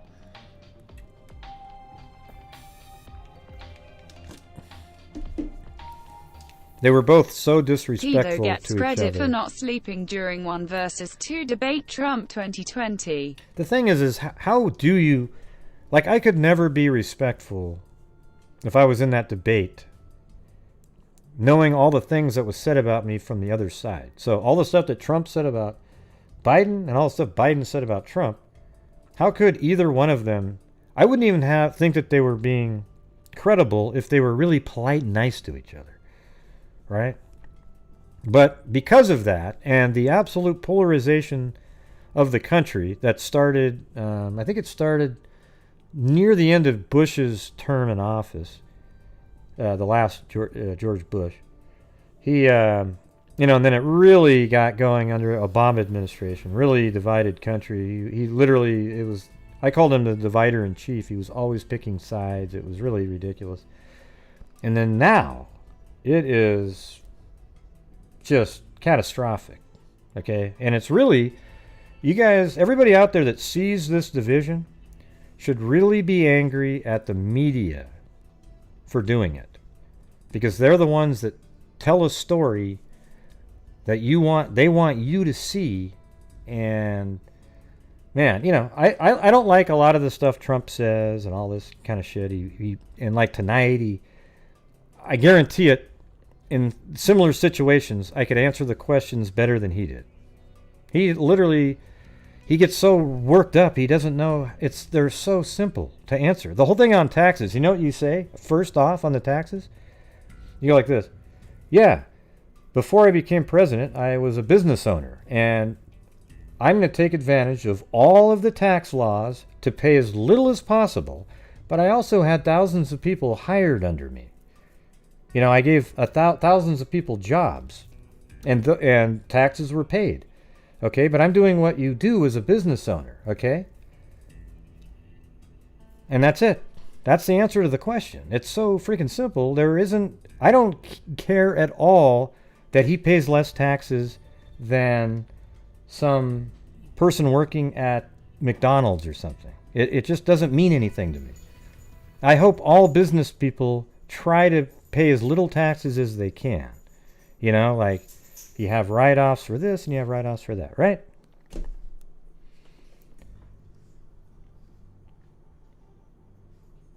And then the whole COVID thing, you'd say, well, listen, Joe, when I shut down the travel from China to the United States, you said I was xenophobic. And I did that in January, way before Dr. Fauci and everybody even said it was a big deal. Fauci in late February said that he goes, yeah, just keep living your life the same, just do everything the same. And then even in March, Fauci said, oh yeah, masks don't even work. They're even kind of more dangerous. If you touch them the wrong way, it goes like this. You know, and then later on, Fauci and everybody, and not only him, it was the Surgeon General said the same thing. Later on, they admitted, okay, masks work. And I know why they were doing that at the time. They were trying to not have a run on masks so that nurses and people working in the hospital could have those masks, right? Everybody knows that. But isn't that similar to what Trump was doing, not making people panic by telling people, oh my God, this is freaky. He was trying to encourage people. And I knew exactly what he was doing the whole time. I literally did. I would say it on the show. He's trying to, so and it's so easy to, I don't think they give you enough time though. It's like, okay, 2 minutes, hurry up. But then you want to say something back to the lie the last guy just said, right? I mean, I just was so frustrated with that whole thing. Exactly. Me too, Kim F. Sharp. I thought that was, like I said earlier, it was really embarrassing. Probably one of the, and I mean for the country and both parties. It was literally the most disgusting.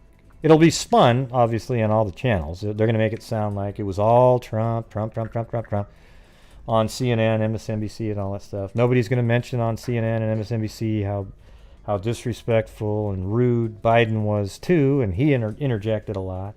They both did. It was awful. Okay? Hell, even my wife, we were looking at each other like, oh, Jesus. This is stupid.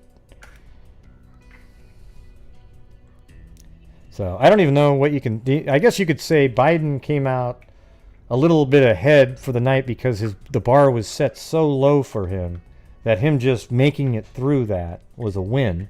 And I wouldn't be surprised at all if the Democratic Party cancels the remaining 2 debates. Because you could just say, listen, we don't want to put the country back through that again, so we're going to step out of that, and that's it. His only known conversation with the public will be one where he didn't stumble too badly through it. Okay? So I think that'd be smart on their part. I think it'd be, I mean, technically, right?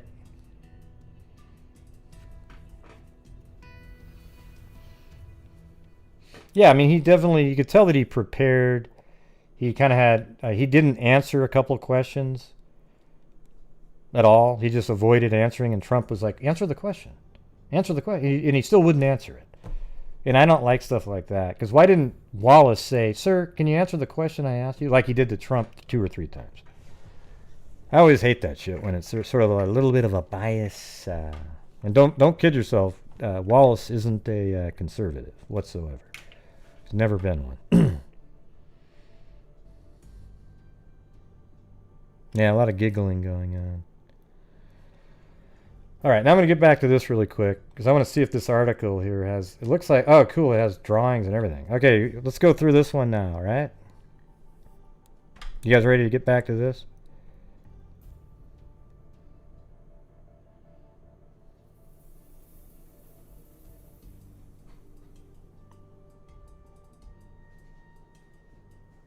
Okay.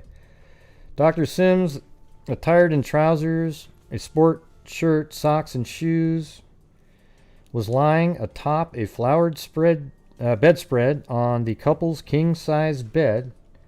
He'd been shot once in the head. I think we actually have...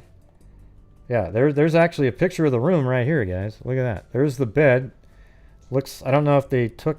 It must have been on the other side. I think I can almost see a little... I mean, I don't know if... Yeah. It looks like a pretty normal... The little dot that you see there doesn't appear to be an artifact in the scanning in process. I think it's possible that like these marks right here are blood, but I can't tell. I can't tell you 100%. It looks like that's actually in the photo because I can see by looking at it, I can see the pixels. Let me show you what I'm talking about here.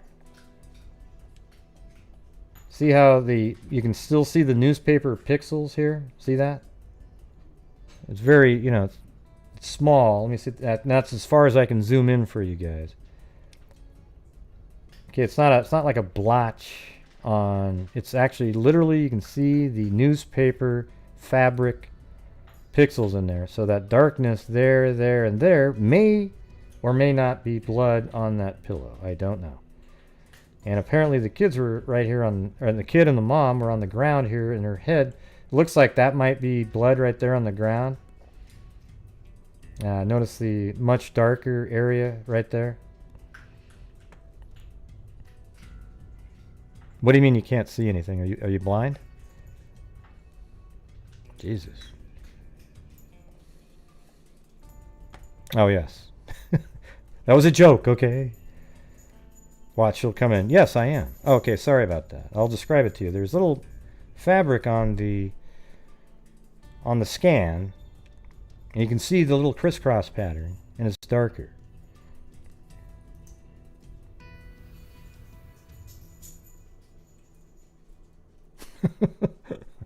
That's a good one, Zozo. That's a good one. Do I come here often? No, it's badump bump.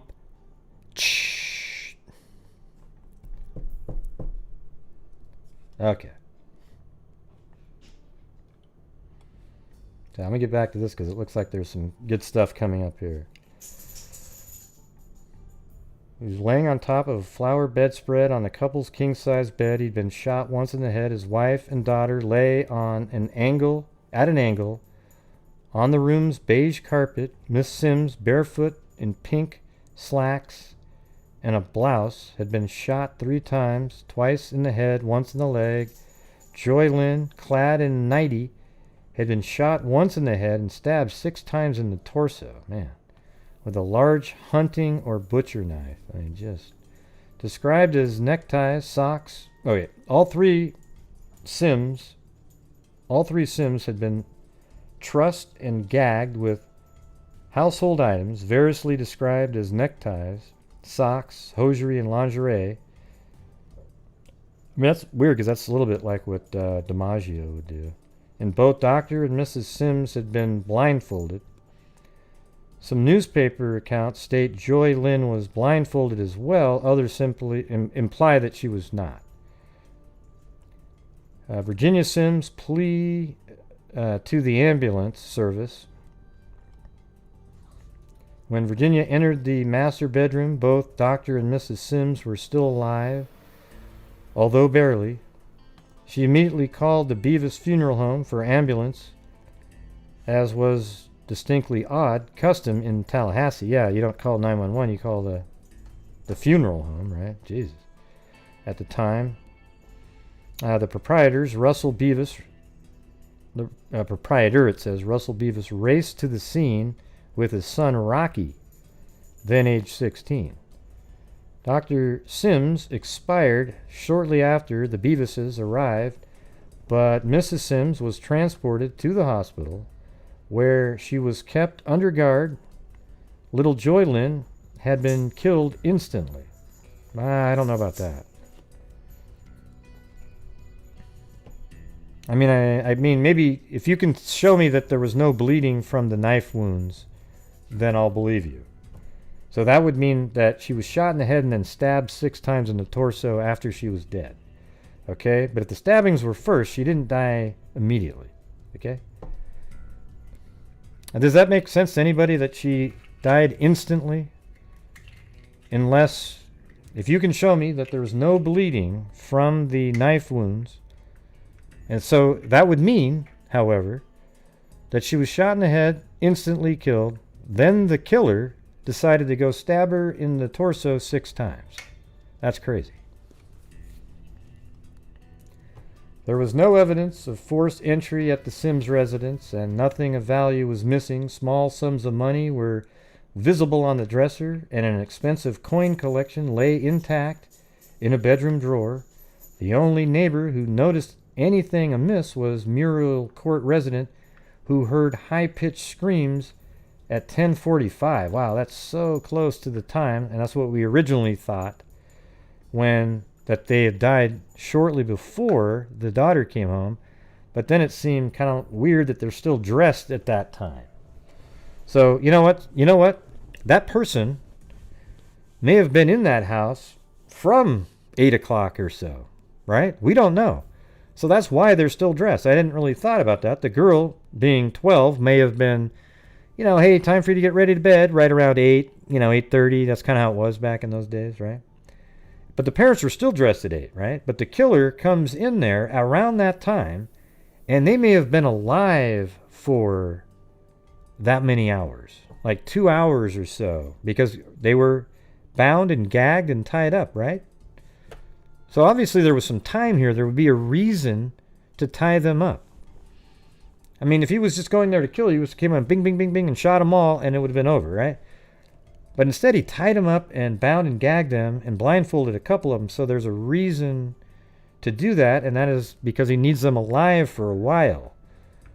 Man, I think there was torture going on, at least mental torture for sure. And maybe the father was even killed early on, or maybe not. Maybe the scream came when the father got shot.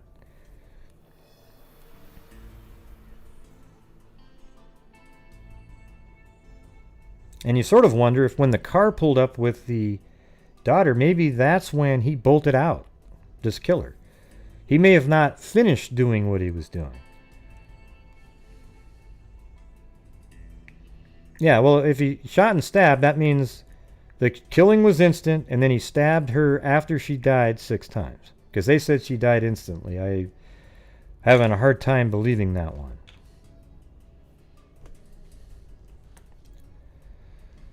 Okay, let's see. There was no evidence of forced entry in the Sims residence, and nothing of value was missing. Okay, then there was a high-pitched scream at 10:45 attributed to the clamor to frolicking children. The neighbor failed to contact police. And there was also that firework thing going on, so. Not so much as an ashtray had been moved. We read that one. They're putting quotes from these articles. The first lawman on the scene was Larry Campbell, an investigator with whose 50-year career in Florida law enforcement would culminate in several terms as Leon County Sheriff.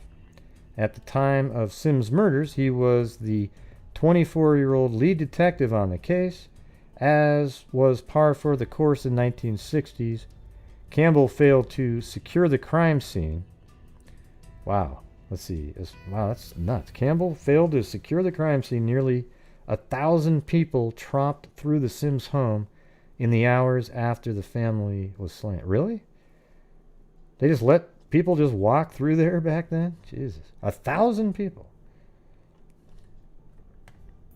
They went in and made coffee. It was probably textbook what you shouldn't do. Rocky Beaver first responded to the Sims murder scene. Wow, they made coffee? Like the people going in there. What a joke. Man, it's so different now, though. At Tallahassee Memorial Hospital, Mrs. Sims' prognosis was grim. One of the bullets in her brain was so deeply lodged to be extracted, she was placed on a respirator. As armed guards stood death watch, local business did a brisk business in businesses did a brisk business in security accoutrements and guns of every caliber. The seemingly random slaughter of the respectable, well-liked family incited a community panic. Though the sentiment may be right, the substance is true. To this day, many native cite the Sims murder as the moment the city of Tallahassee lost its innocence. Just like Delphi is the reason and the moment that that town lost its sort of, where it felt safe, basically. Okay, I just put this link in the description just now. So, and this is ididitforjody.com. Okay. We woke up one morning and all of a sudden we were all in an evil world. Yep. Mrs. Sims lingered for 9 days, never regaining consciousness. On October 31st, Halloween, she joined her husband and youngest daughter in death, unsettled by the killer in their midst. City officials took the unprecedented step of canceling trick-or-treating. In the aftermath of the Sims murders, the holiday faux fight was superfluous. Superfluous. I know how to say that, I just can't say it right now. I'm too tired.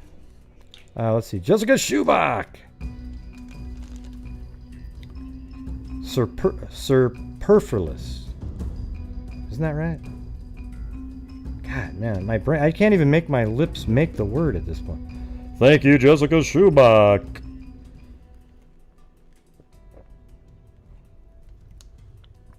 Yeah. Superfluous. There you go. Genuine terror stalked the streets. The Halloween 1966, the night of spooks and goblins, will be one which the children and grown people of Tallahassee will not soon forget. Yeah, I got it. You guys always type it in after I say it like 3 times. The investigation slogged onward. The Sims social circle was interviewed. Nearby woodlands searched and a pond behind the home drained. Nothing of evidentiary value was discovered. Okay, so that's how they say. So that's weird. You see him, and now you wonder if that was actually like spatter that shot out to hit that pillow. Because look how he was tied up. This is a 3D model. I could make a better one, by the way. Right there on the bed. So now let's take a look at that bed again. Yeah, so he was probably laying on this side, and the gunshot, if it hit him in the head while laying there, and I think that might be what this is right here, the blood that soaked through the mattress, apparently, down there. But maybe this is, if that's not an artifact, I don't think it is. It could be like the spatter that shot out.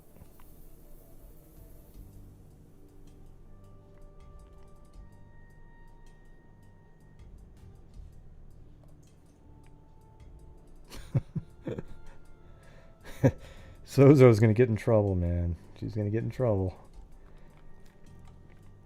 Those are funny, though.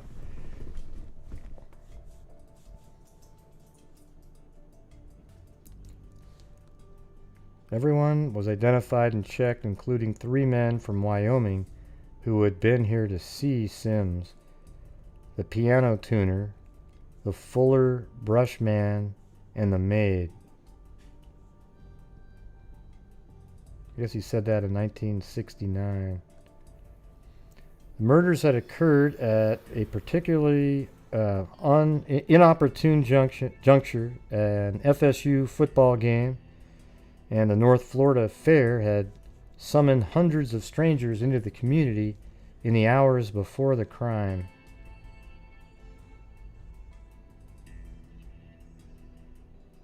kind of weird, just that angle there. You know? So he was turned facing away from them. He's on his side. And then he's got a big hole in the side of his head. I mean, it's possible he was sitting up, and then he was shot in the head, and then he just pushed him over to be like that. I wonder where the door to the room is. Is it on the left side? Because that'd be interesting to know if they were, trying to hide the other bodies behind the bed.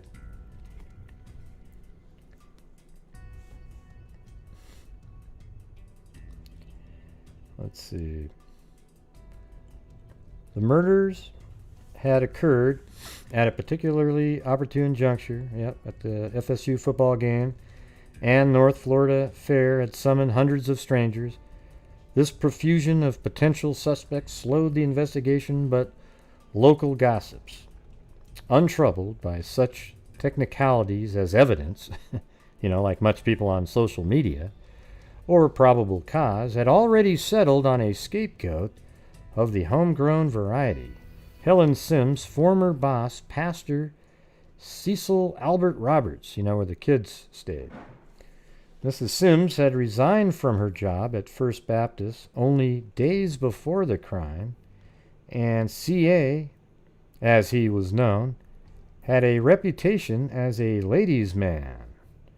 To town gossipers, the pastor, he did cross my mind early on, but not like it left immediately.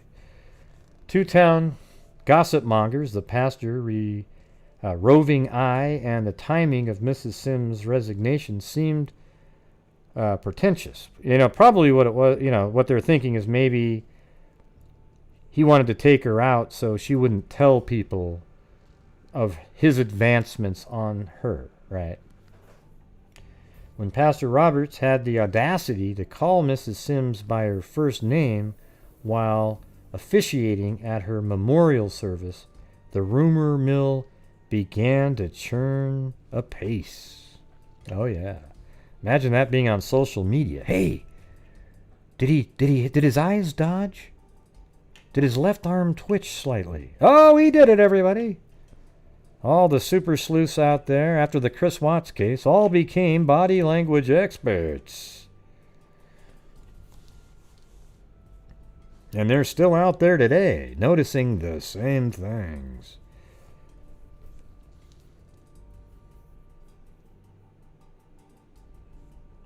C.A. Roberts, however, had an airtight alibi for the night of the murders.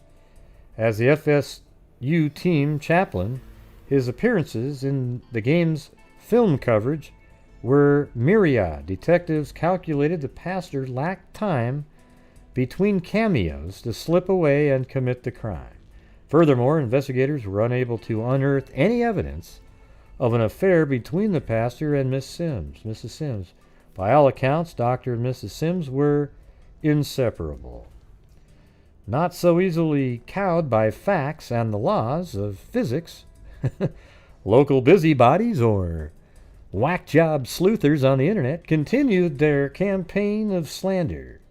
Pastor Roberts soon resigned and left town, his career in shambles, a career destroyed by the same whack jobs that are out there.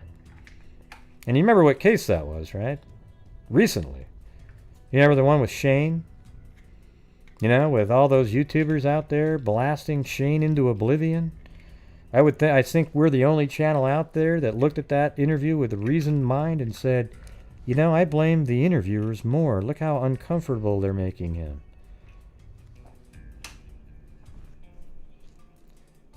I'm sure he recovered from that, but this guy wasn't able to. There's no doubt in my mind that C.A. had nothing whatsoever to do with the murders. He was just a victim of circumstances and his own foibles. The day after the murders, a woman attempting to place a phone call on a party line accidentally heard snippets of a stranger's conversation. "Mother, I have just done a horrible thing. I have killed 3 persons," a young man intoned with oddly precise diction. With the rudimentary technology of the time, the telephone company could only ascertain the call had originated from one of 200 lines in Brevard County, approximately a 5-hour drive from south of Tallahassee. Although some media accounts claim the inadvertent eavesdropper also heard information known only to the slayer, this detail is unconfirmed. And the cross-party line is rarely mentioned in contemporary accounts of the crime. That was probably just somebody trying to make themselves feel like they were important in telling the story.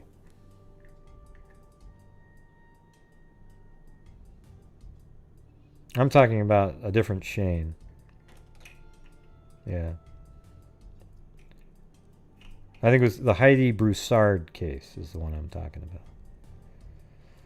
A schism began to form within the investigation. Sheriff William Joyce was adamant.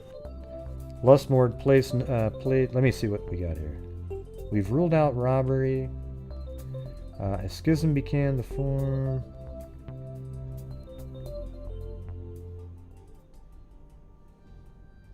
Okay. See, listen to this part right here. The Palm Beach Post, the crime was the work of a sexual deranged person, a sex maniac. Interestingly, Leon County investigators maintain the murders lacked a sexual element for decades. Yet, a 2006 Akala Star Banner article revealed Joy Lynn's panties had been pulled down and unspecified indicia of molestation were present. Indications is probably a better term. So unspecified indications of molestation were present. So there you go. See, that first guy was right. And that's what makes sense. That I think that she was the last one to be killed. He shot the mother, or the killer wanted the parents to actually be alive when he was doing whatever he was doing to Joy. And then he killed all three of them at the end. Crazy, huh? The reason for this discrepancy is unknown. There are many types of perverts with financial and romantic. Yeah, we already read that part. Sims family leaves funeral. Judith Ann Sims and her sister Norma, again another error. So these are the two daughters here.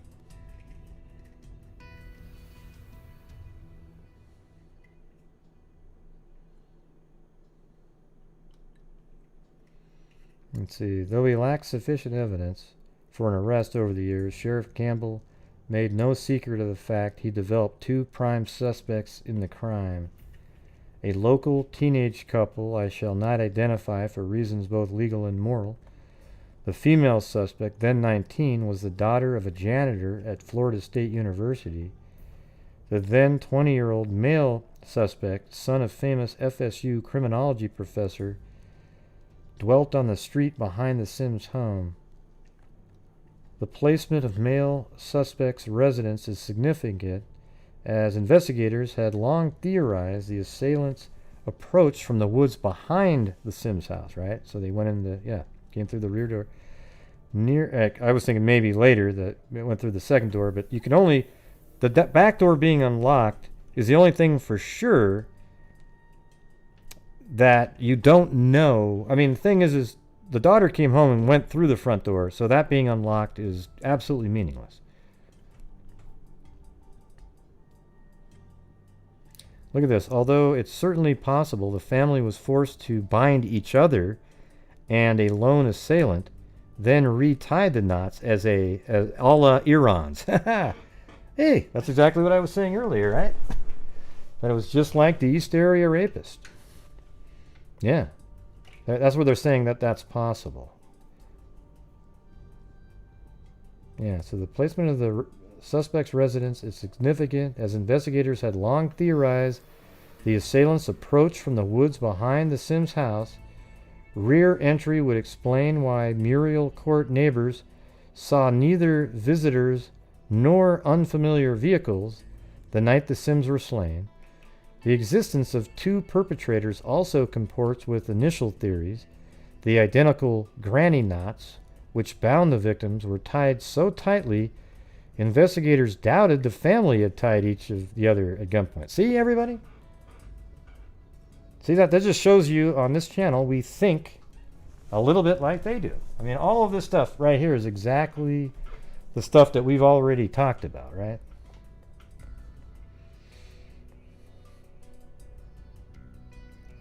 Investigators doubted the family had tied each other at gunpoint. See, I think they did, though. I mean, I think it's possible. And the thing is what you would do is you have the first person, just like in Iran's, you tie him, and then he comes back over and then ties him a lot tighter after that. Okay? So that's what you could easily be doing. And that's why you would have the mother maybe tie the father up first.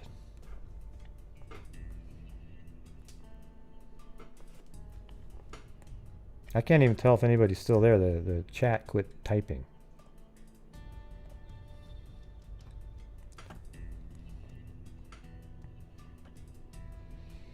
Henry Cabbage.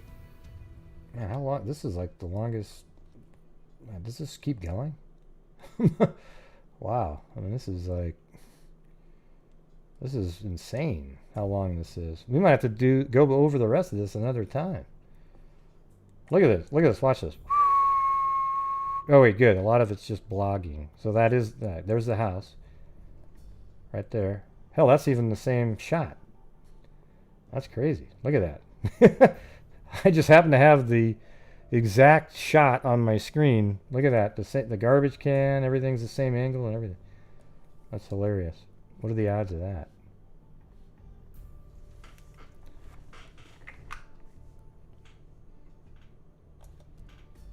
Yeah, this is like a blog here. So I guess we can go through these. Let's see.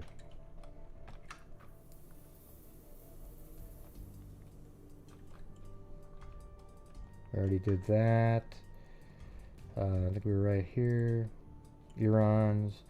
According to neighborhood scuttlebutt, the suspect couple were odd, although the depth of this purported deviance varies upon the telling. The pair reportedly had an interest in funeral homes and necrophilia. Jeez. And female suspect was said to have closely followed Sheriff Campbell as he investigated the crime, dogging his every move. First responder Rocky Beavis describing female suspect. That's weird. Why would he describe that? So that means Rocky Beavis saw somebody? In Sheriff Campbell's estimation, the motive for the Sims murder was paraphilia. Male suspect was sexually fixated on Joy Lynn, the sheriff believed. Yep. And we discerned that from the beginning. Several posters on various Tallahassee and crime-related message boards have further claimed male suspects was on the cusp of being arrested for molesting Joy Lynn shortly before the crime, but these allegations lack supporting evidence, and no mention of prior sexual abuse is existent in any legitimate news source. The circumstances of the crime would lead you to believe it was a pretty well thought out. It wasn't something spur of the moment. A curious state of affairs, certainly. During the initial investigation, Leon County authorities had vehemently denied any implications of sexual deviance. And they might have been trying to keep that out of the public. And then, nearly a half-century later, we learned Joy Lynn had been assaulted and a neighbor allegedly harbored a predilection for necrophilia. To conspiracy-minded armchair sleuths, this contradiction can mean only one thing: a cover-up. Yeah, it's always a cover-up, everybody.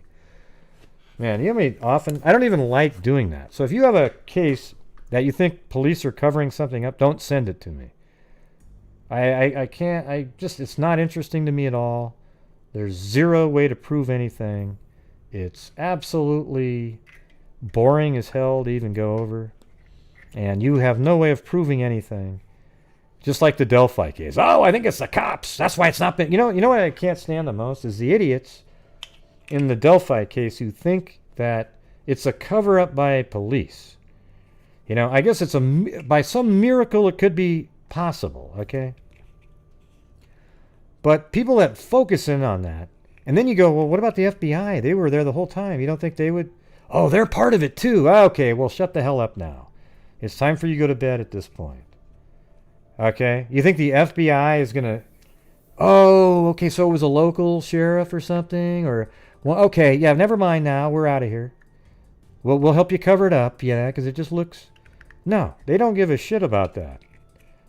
Cops, there have been many cops, when I say many, I mean, dozens of cops over a 100-year period that are arrested for crimes that they commit, right? But why are they arrested? It should have been a cover-up. Man. Don't you guys get sick of those, quote, sleuths? People get angry that I don't accept those kind of comments. And that makes me so mean. Gray, you're so mean. Oh, God, how come I can't just come up with all that stuff? Yeah, Gray, why can't we do that? Well, because it's idiotic. Okay, that's why. Oh, there it is, Gray. You're so mean. Yeah, Gray, you're so mean. Get in your jail. Get in your jail, Gray. Well, I mean, doesn't he have a point there, Mary Lou? Doesn't he have a point? Yeah, well, he has a point, but he was just really mean to all those people.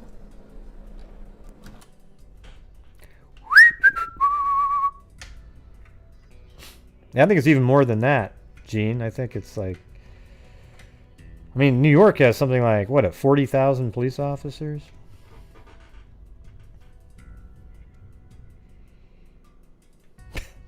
That's right. I'm so mean.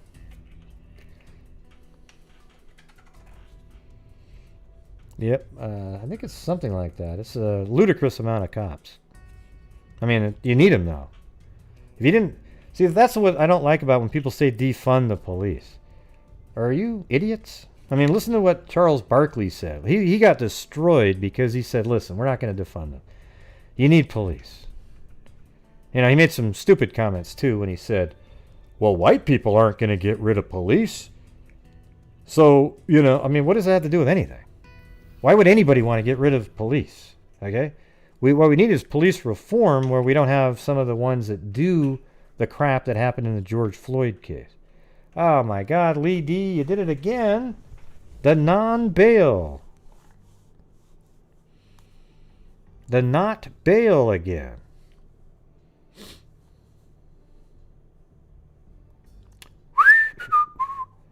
Well, we won't be able to get to the rest of this until I get out of prison. I guess nobody wants me out of here, is what the problem is. Gray in his crate. That's right. Ding, ding, ding, ding, ding, ding. There we go. I should be sitting up a little higher. Refund the police. Was that bail money? Not bail. I can't tell. Dadio Caspian Horses Rock. Oh, there we go. We'll go with Kim F. Sharp. That'll get me out. Okay, good. Man. You guys are tough. I think you must be hating on me tonight. There we go. Gene Fish came in. I snuck out the door with Kim F. Sharp, and then Gene Fish got the rest of the money just in time. Thank you. And Rebecca? Oh, well, she's saying no bail. So you don't... Okay, she sent me bail so I don't get my butt banged. Nice. Jesus. Refund the policewoman, police officer, light skin tone. That's right, Sarah Beth Coligras. I haven't done the face mask thing anytime recently.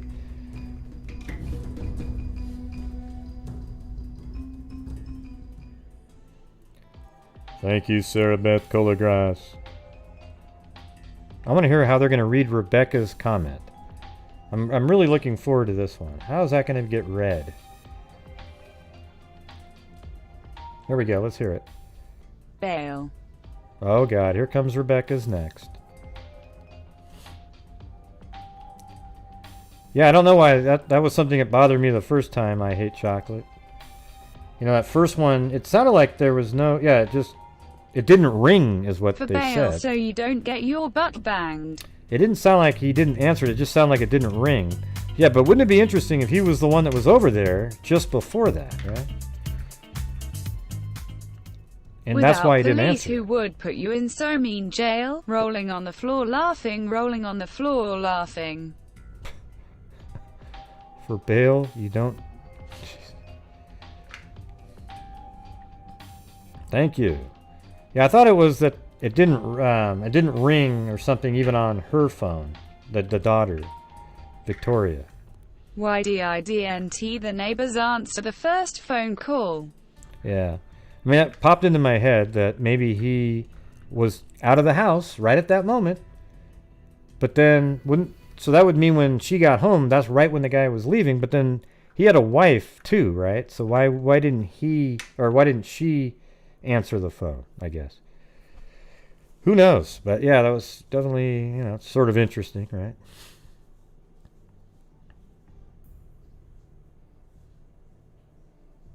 Yeah, thank you guys for getting me out of jail and helping up for the end of the month tomorrow. Although I'm generally not a proponent of conspiracy theories, I will say the investigation into the Sims murder was particularly abysmal.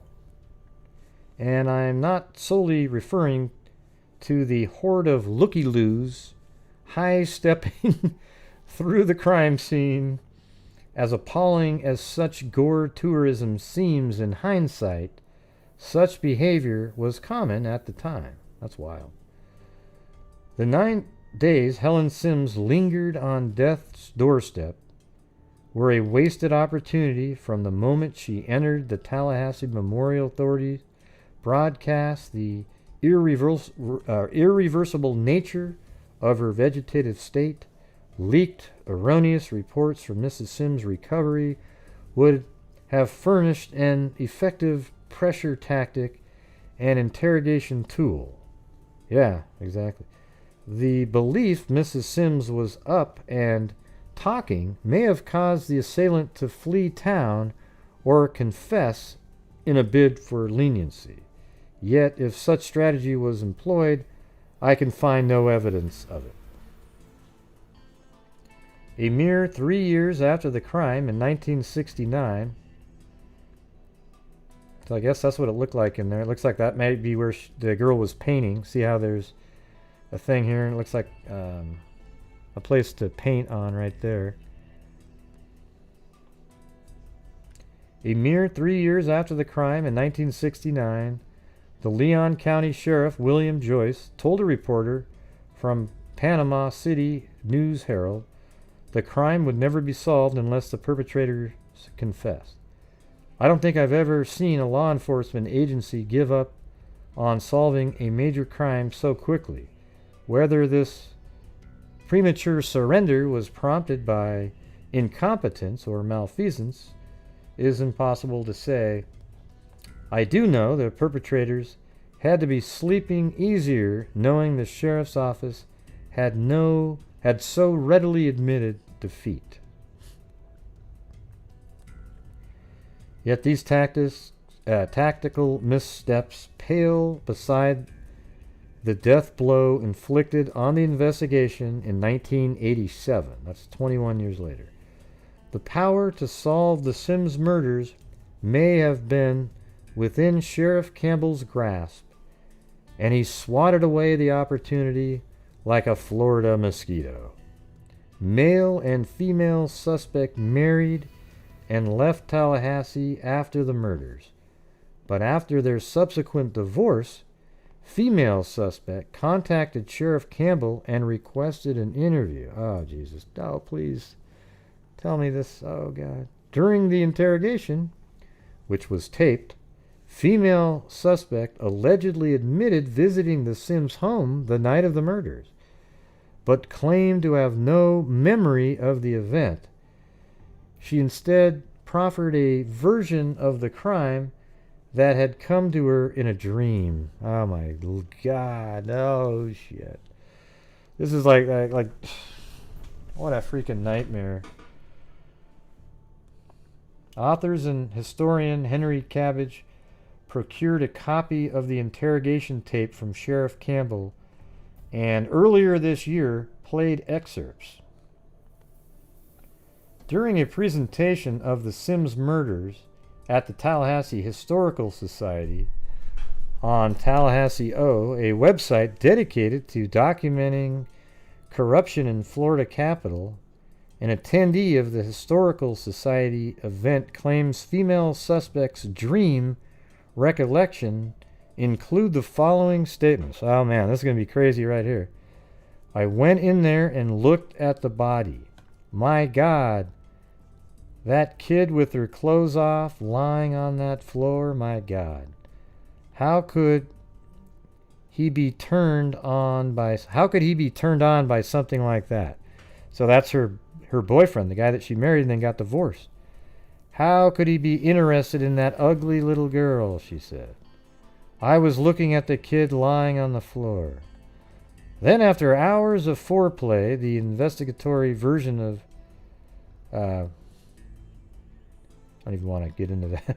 After the recitation of the dream, female suspect asked Sheriff Campbell what will happen if she admits to being in the Sims home during the commission of the crime. And the sheriff, a man with more than 2 decades of law enforcement experience, at that point tells the suspect, teetering on the edge of a confession, she'll go to jail. Well, you're an idiot. That is the stupidest thing I've ever heard in my life. And like it says right here, you only get one shot in this kind of a case. I'm certain I have talked with the perpetrator many times, and it's just a case of who gives in first. In my 40 plus years, God, they should contact her again and say, listen, we will not prosecute you at all. Tell us what happened. They should sign her to immunity. Because, I don't know, man. I guarantee it, she wasn't the one. And if she was, and she got immunity, well, at least you have a freaking answer to a case you never would have had an answer to.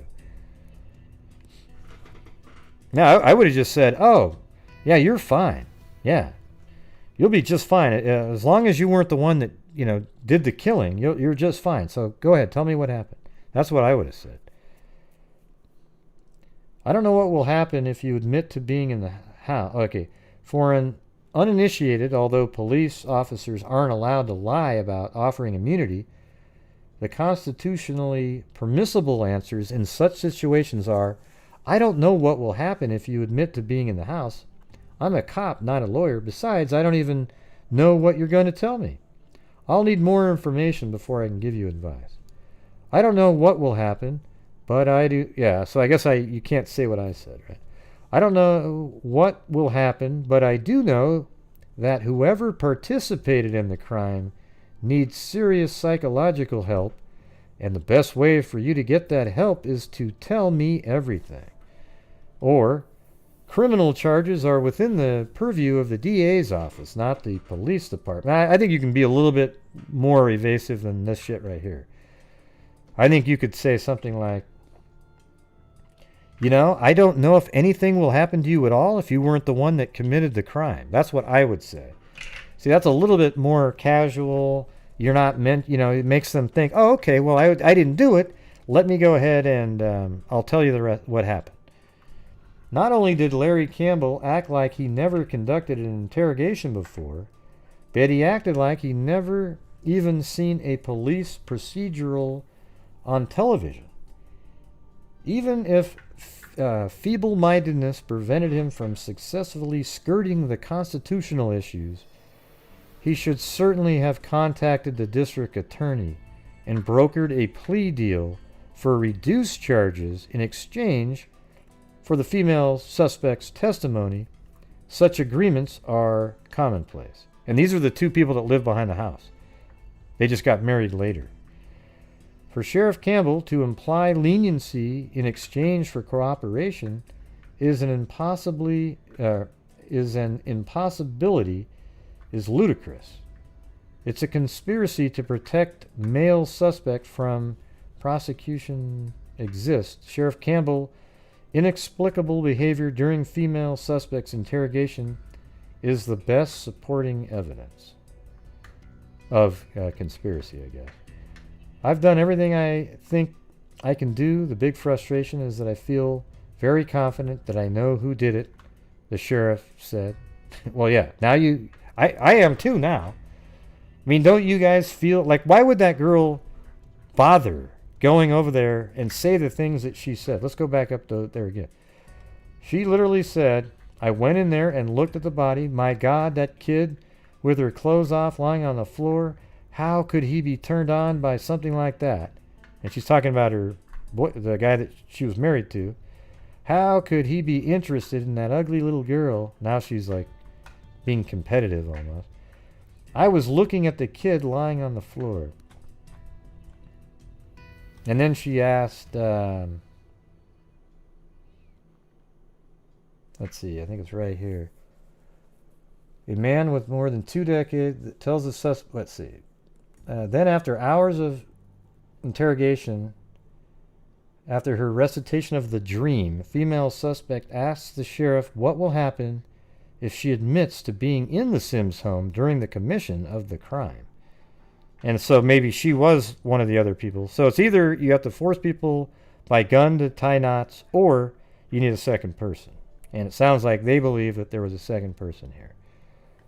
I've done everything I think I can do, and it's just, although the details of the crime and botched investigation have been known to me for some time, the cursory search for new information I performed the night before my friend's wedding divulged a new fact, 2 new facts actually.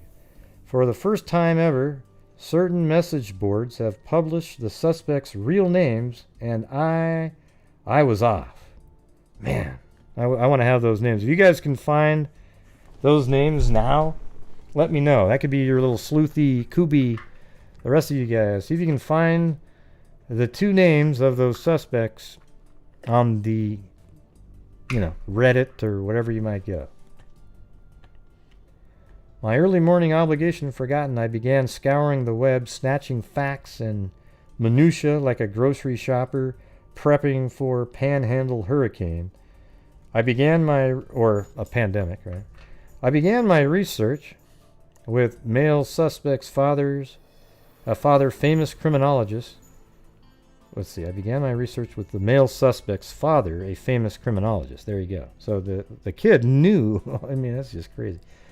Curious as to whether an academic could possibly have had sufficient clout to quash a murder investigation, a brilliant and progressive man, famous criminologist, is quoted extensively in mid-century court cases and penal publications. The textbook he authored was the gold standard for an entire generation of law enforcement professionals. As I pored over old court decisions and newspaper articles, I gleaned no insight into whether or why his son may have murdered the Sims, but I did learn famous criminologist was a revered figure. Having such an esteemed scholar at FSU must have been considered quite a coup for the university. The existence of a conspiracy to shield male suspect from prosecution no longer seemed far-fetched. Okay. Famous criminologist died in 2001, and the date of his death holds some significance. In a 1999 Tallahassee Democrat article, journalist, see, that might be a good way to find him. Famous criminologist died 2000. I bet we could almost find that right now. Hold on. Newspapers.com. Let's see. Tallahassee, Florida. And then also 1999, oh, 2001. Let's see. Famous criminologist dies. I don't know why it didn't add anything else on there. Crazy. What happened? All right.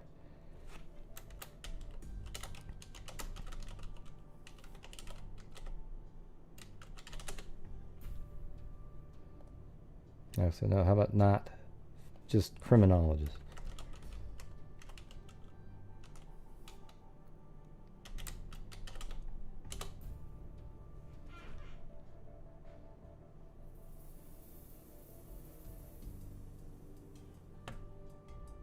Oh, yeah? Oh, there's Knoll Girl. Okay. So those are them? Just send me an email with that stuff. I don't have time to look them up here. Can you send me an email on that, Knoll Girl? Thanks. Thanks, Juju Positive. Swish. 198 Portland by 2. They got the ball 35 seconds ago. Calhoun on the inbound play to get the Bobby Gross right in front of us. Bobby takes a look. Hands back to Lionel Hollins. They're playing the clock down. 25, 24 seconds. So working for a good shot and hopefully they go in. Hollins works the clock down to 9-8. Around the Robin Jones pick from the circle. He scores! Lionel Hollins. A perfect play. A pick and roll. One of the easiest plays in basketball. He got about a 17-foot jump shot and canned it. Thank you. Thank you very much. Sarwish collision.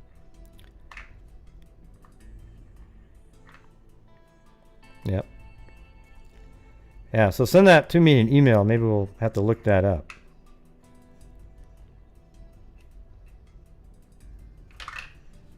Oh, what was his name again? Maybe I can find him in here, though. The dad and son, the suspect, Vernon Fox. Okay. Okay, Vernon Fox is the dad. Mary Charles goes by What do you mean Mary Charles? Why would a guy's name be Mary? I don't get it. Oh, you mean the girl? There's a girl named Mary Charles that went by... Just send me an email and break it down.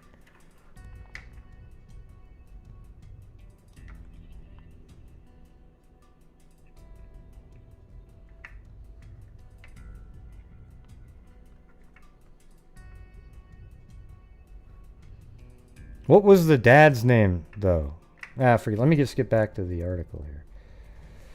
Famous criminologist died in 2001, and the date of his death holds some significance in a 1999 Tallahassee Democrat article. That's the newspaper that I looked in.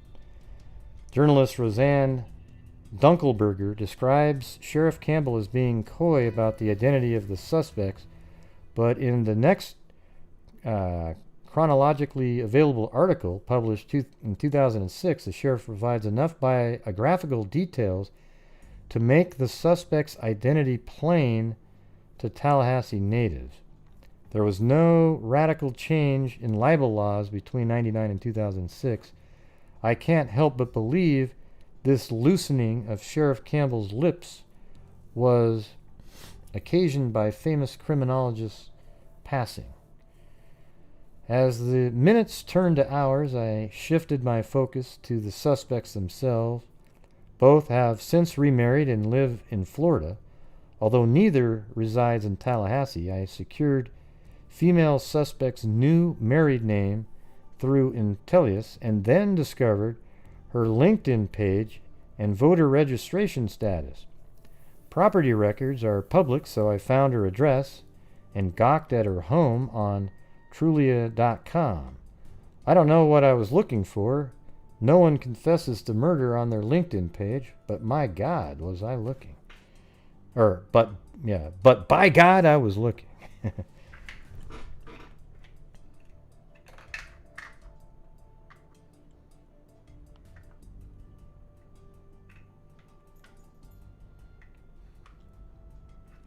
Both male and female suspects are in their Dottage now. I don't know what that means. And like many of their ilk, their cyber footprints are faint and far between. Despite spirited digging, I was unable to determine male suspect's confession, but I ogled his domicile on Trulia and found the obituary of his second wife, a factory worker, as was the case with female suspect. I can find no evidence male suspect has ever been arrested. The sole blot on his record is a $145 speeding ticket from 2004, which he promptly paid. Further exploration led me to an obituary for his grandson, killed in a vehicle mishap at the age of 22. The two were apparently close at the time of grandson's death. They're listed as residing at the same address.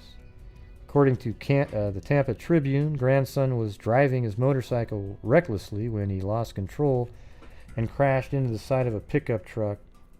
Like Helen Sims' grandson lingered along in the hospital for 2 weeks to Mrs. Sims' 9 days. Unlike male and female suspect, information about grandson is plentiful on the web, and it's here my digging took a decidedly unpleasant turn. Florida sunshine laws are my crack cocaine, apparently. That looks like that same picture that we were looking at.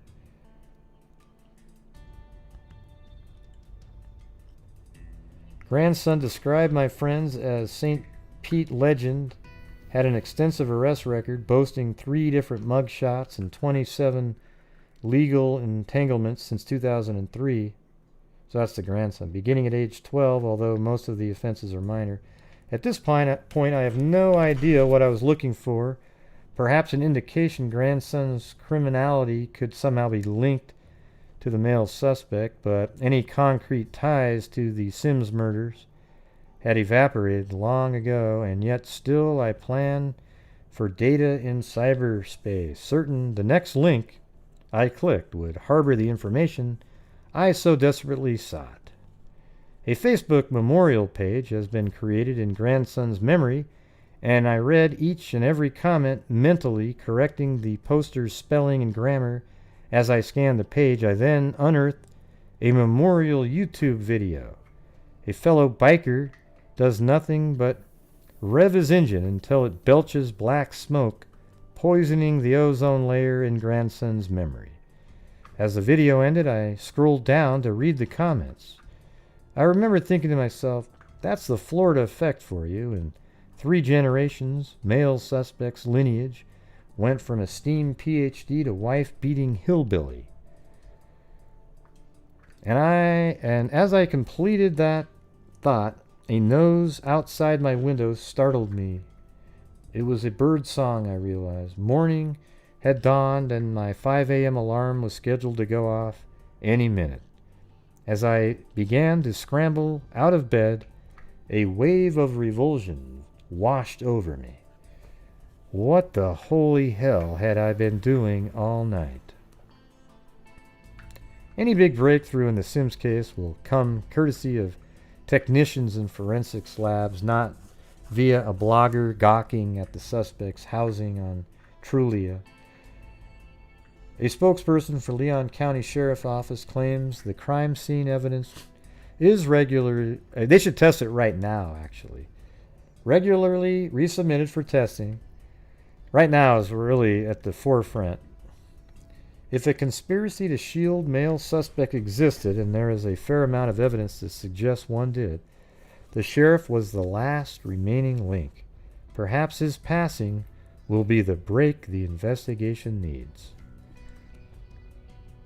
Even if male and female suspects are guilty, even if they went on to become the most prolific serial killer team in Florida history, I'm not going to see bodies buried in their basements on Google Street View.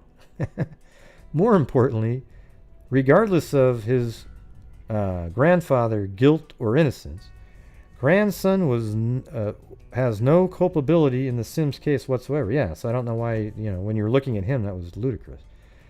I had a terrible time at my friend's wedding, incidentally. Too exhausted from my long night violating the suspect's privacy to do anything but sit slumped on the sidelines. Now every time I see a photo of myself at the ceremony looking like hot buttered death.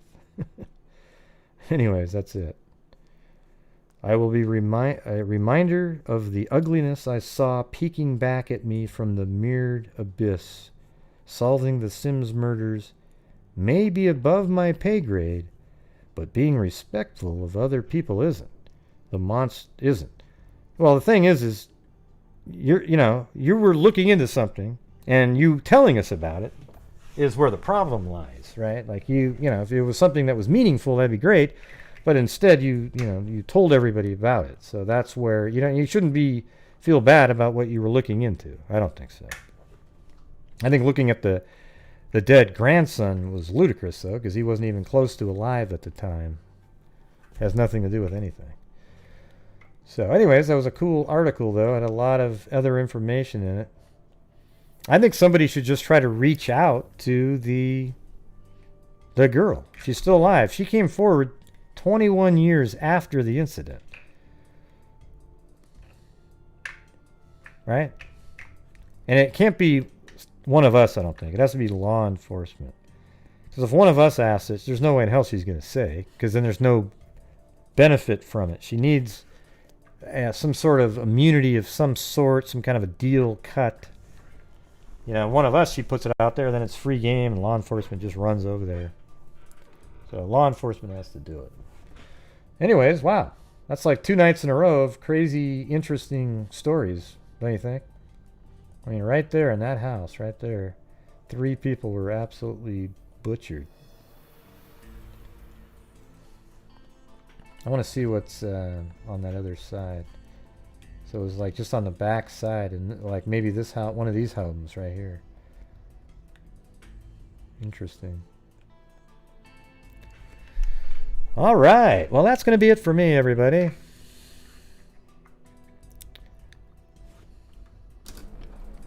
Yep. Wait, what are you doing? What are you doing? Well, great show, Gray. Fantastic show. Thank you. Thank you very much. No, that's not me. That's you. Oh, yeah. Thank you. Thank you. Thank you very much. I know. Hey, come on. Wow, you didn't need to stop so quickly.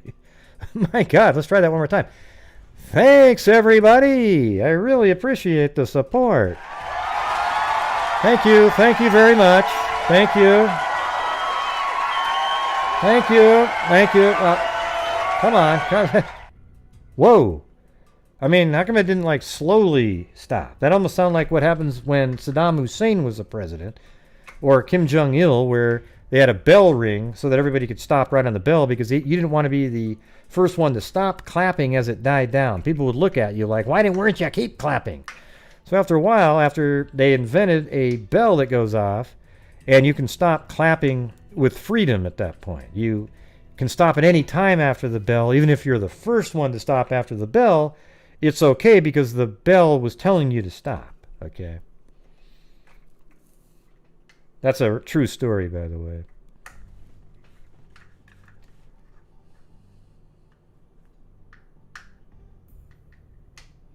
Gonna get mad at what? What happened?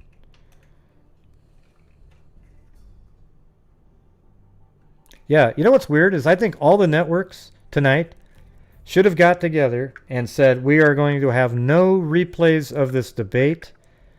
It is god-awful. Doesn't deserve a second play. I would actually scrap it from any sort of video memories of any kind. It was just a joke. We didn't learn a goddamn thing tonight. Except that 2 people don't like each other at all, and our country is about as divided as you can possibly get. That's it. Yeah, it was absolutely horrendously shitty on all sides. Trump, Biden, everything. Moderation sucked.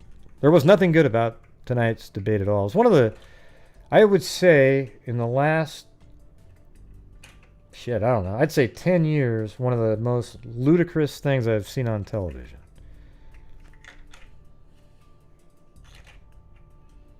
Yeah, it wouldn't have mattered who moderated it. Wouldn't matter.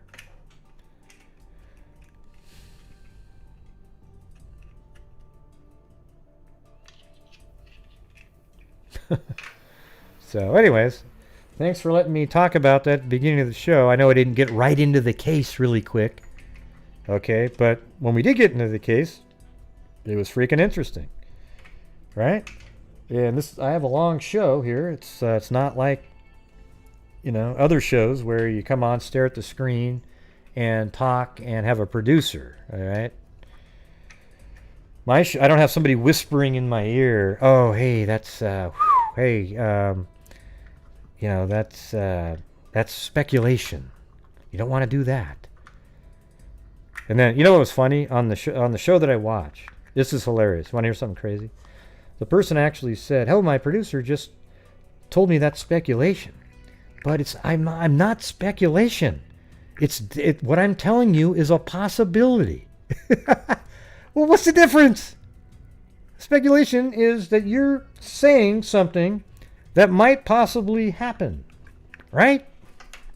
It is speculation. You're speculating, though, based on experience and facts, right?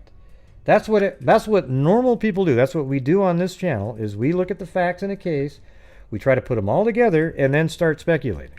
You notice I didn't say that it's possible aliens were beamed into the house and killed that family. You notice I didn't say that. Yeah, thanks, Noel. Yeah, it's like it's harder. It's hard to do. I mean, the channel I'm talking about has produced everything. The entire screen is produced by somebody else. All of it. It's all set up. They got earbuds, everything. And I'm not going to be able to compete with those people. I'm just going to keep doing my own show, and it just is what it is, right? But if you want somebody that's just going to say what they're thinking and basically say a lot of the same damn shit, because when you cover these cases for a long time, the more logical thing is what you're going to speculate on. That's the honest to God truth.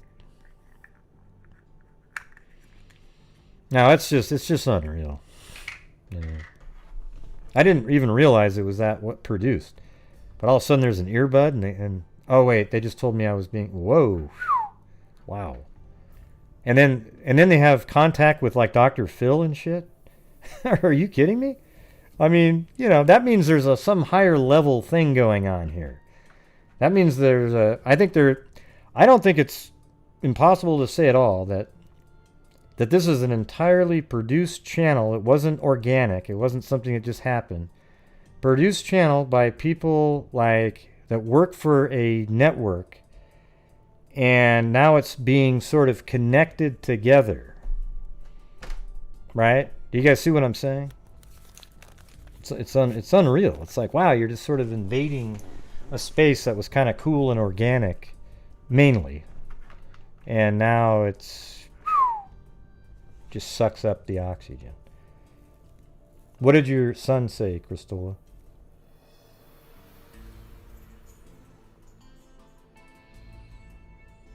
Yep, one-man band. Anyways, I appreciate all of you for still coming up and watching my shows and everything. And if you haven't subscribed to the channel, go ahead and subscribe if you want to become a channel member and get the little green name, and you get access to all the different emojis. Yeah, it's pretty bizarre. And how do you think all the money, and what I can't understand though is like all the money that goes into there. Like, I've watched the only shows I don't even watch, I just scroll through it, and literally thousands of dollars a night. People are just like, yeah, wow. Like giving money to, MSNBC or something. It's unreal. It's absolutely not organic whatsoever. I can tell you that right now.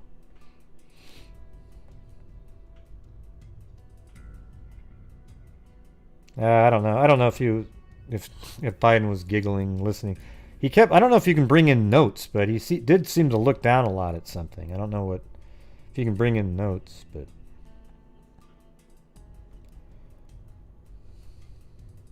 Yeah. I'm not going to watch one. I don't mind watching I don't even want to watch the discussion because it'll make me angry. The discussion about the debate.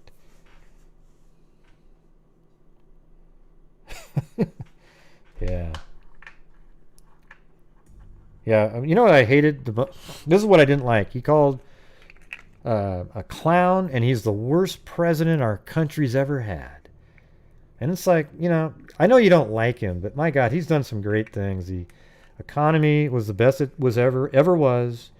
He has 3, what do you call it? Peace nominations for these things that he did through the back door in the Middle East with Israel, right? And there are good things. Believe it or not, I understand if you don't like Trump. There's sometimes I don't like him either. I really understand it.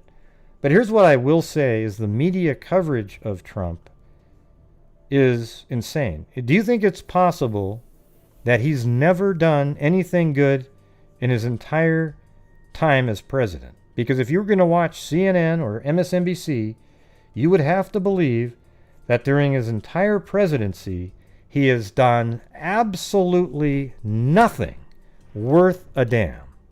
Is that possible? And the answer is no. That's how you know for sure that they are absolutely biased and in the tank. They didn't even cover more than for like 5 minutes those 2 peace deals that came out. Yeah, lowering the drug prices, the lowest unemployment in history, yes, until COVID hit. But people who actually, I think people are morons who say, well, look how high unemployment is now. Really? Because if it was you, there would be no employment because you would want to shut the country down.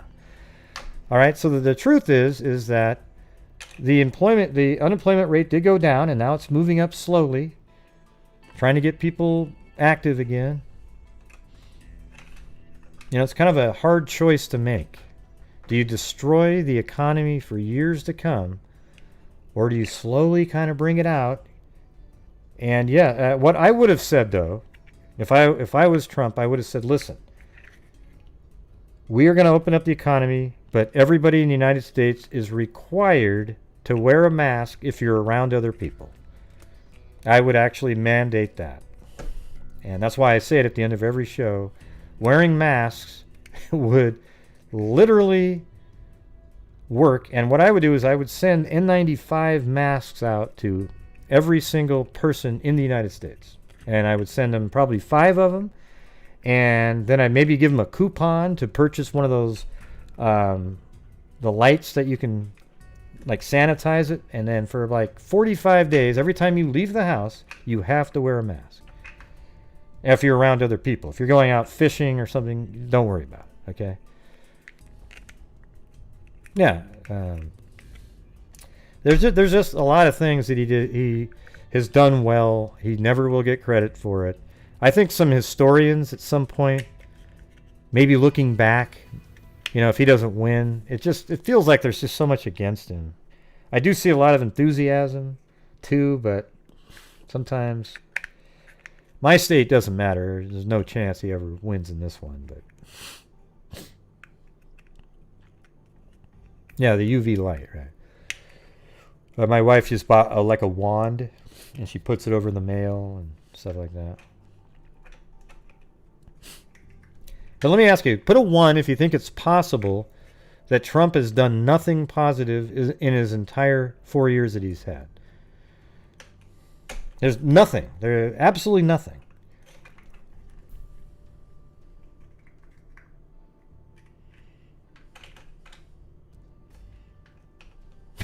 Yeah, look at all those 1s popping up. Yeah, I can't stand it. Or Portland's a joke, really. Yeah, wear a mask if you go into the market or any other place where there's other people in large numbers. Like whenever Trump does those rallies, You know, sometimes I see a lot of the people behind him wearing them, but then when you pan around, 50% of the people in the audience, and it's like every single person in the audience should have a mask on. I would actually be giving them N95 masks as they walk into there. Yeah, me too, Juju Positive, but unfortunately, it won't make any difference. You remember when Chris Dudley, Portland Trailblazer, who ran as a Republican, he ran for governor in Oregon, and he won every single bit of the state. It was the whole state was red as you can possibly imagine, except Eugene and Portland, and then he lost. Hey, I'm a hey, I'm a hey, I don't want you. Na, na, na, na, na. I probably just woke Jenny Penny up from her sleep.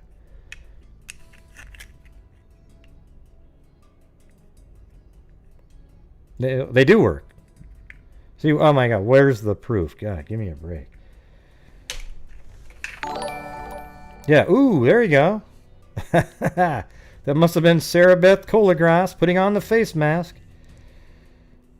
Yeah, it's always a conspiracy theorist who says, where's the proof that masks work? Jesus. Here we go.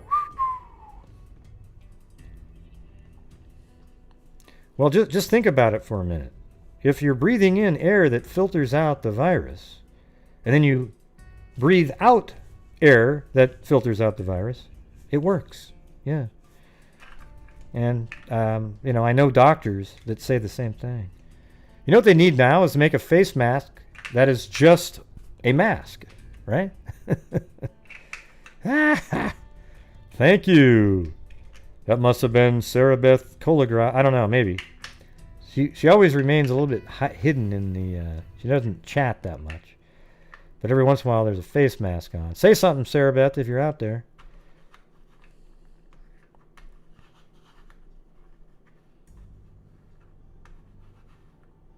Yeah, the H1N1, I mean, was, you know, that, it sounds like that didn't go very well.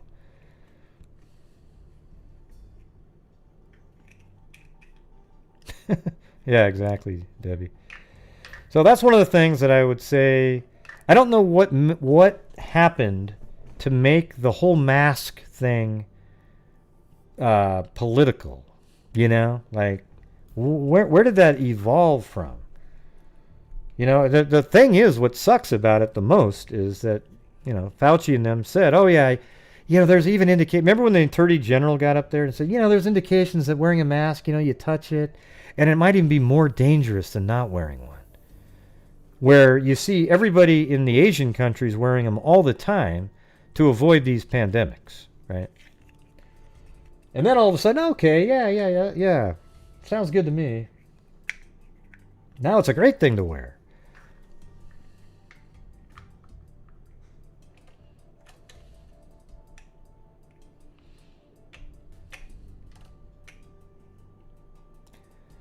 Yeah, now if you're just wearing the little scarf thing, it only works if every single person is wearing the scarf. That's why I think N95 masks, ones of that caliber, are really just kind of the way to go. If you require people to be at your office, you know, you should have the ability to frequently test them and wear N95 masks while you're at work. Although I guess if you got tested and you immediately, but who knows if you caught it. I don't know. You'd almost have to be tested every single day at a workplace. I think what we're going to see is a lot of empty buildings and a lot of people working from home when they realize that, wow, we actually get more done at home and we save a lot of money on renting buildings. That might be something that absolutely disappears. And a lot of those buildings might actually be turned into apartment buildings. There's no reason to be there. Everything's on the internet, easy to stream. That might be true, Zozo. Might be true.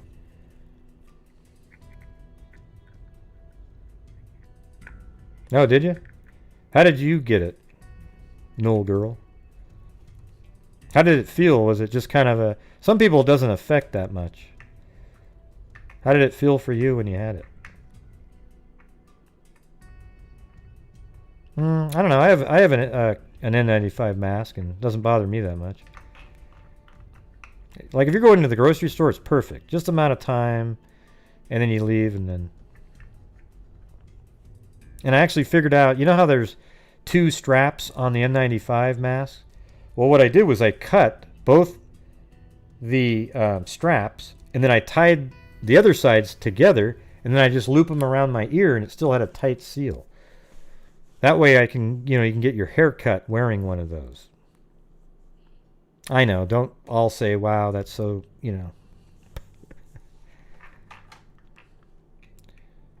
was a bad cold.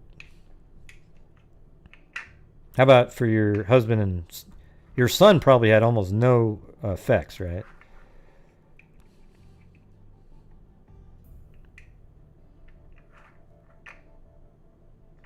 Yeah, it would suck to be at work for 8.5 hours with a mask on. Yeah, that's true. That's why I think you won't see companies who want people to be in an office back until there's a vaccine. And, that was one of the things that was bothersome tonight is, here's the thing is Trump isn't going to put out a vaccine. He isn't the one that puts out a vaccine, right? So it's these companies. He just thinks that there's going to be one ready. And they're only going to put this out, like Pfizer or whatever. Let's say they put one out. You don't think it's going to be ready to go? Of course it is. And that's it's stupid. I don't trust Trump. So if a vaccine comes out, don't take it, everybody. Well, do you trust the company who's putting out the vaccine? Well, of course we do. Well, isn't that just absolutely ludicrous, hypocritical? Right there? It sounds moronic. Yes, the company's putting it out, not Trump. Trump's not working in a lab filling up syringes somewhere. Yep, working at home works. All right, I didn't even have a cough. My husband had body aches and a cough. Anyway, we over it in 5. You got over it in 5 days, the actual physical effects of it. I guess it lingers around for a while, though.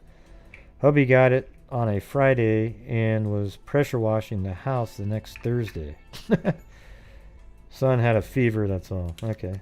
Yeah, so I guess for children, for kids, the data that I've seen says that it's less dangerous on kids than the flu is. And we even have flu shots. Don't you think that's wild?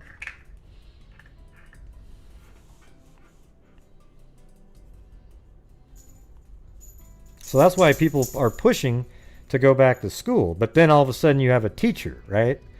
And now you maybe have an older... Well, why not have younger people maybe sub in for a while? The young teachers that are just coming out of school. Yeah, there is some studies out there that show that there's sort of this lingering side effect that people have from this, which is weird. I don't know if everybody does, but some people do. Oh, God, everybody. There's so many people on... Go watch CNN or MSNBC, Rebecca. They say, oh, there's no way I'm taking the vaccine if it comes out. They'll all take the vaccine on November 4th or not November 4th, on January, 20th? If Biden wins and he's sworn in, we'll take it now because now it's safe. I'm taking the vaccine the second it becomes available. I am going to run to the pharmacist, grab the syringe, and jam it into my arm myself. He'll be saying, they'll rub the alcohol on and say, okay, shut the hell up, grab it, boom, thank you. Yeah, Kamala said that. Exactly. Yeah, Kamala Harris said that. Nah, that's not really true, Rebecca. There's a lot of lefties are ultra. They are vaxxers, lefties, and a lot of sort of survival. Yeah. I mean, both sides, the extremists. There's a lot of anti-vaxxers. To assign them to Bible thumpers is ludicrous. Okay. I know people on Facebook right now that aren't Bible thumpers at all. They're more libertarians, and they are really against taking vaccines because they get to choose not to take one.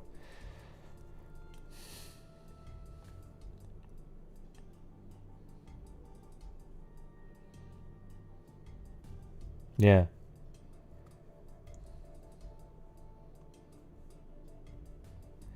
Yeah, it's so bizarre. You know, here's the thing. Anti-vaxxers are lucky there's enough responsible people that actually do get vaccine. Like I had just got the flu shot about a week. Almost shit. I guess we're getting... Well, actually, no. On Sunday, I think, let's see, Saturday it'll be 2 weeks.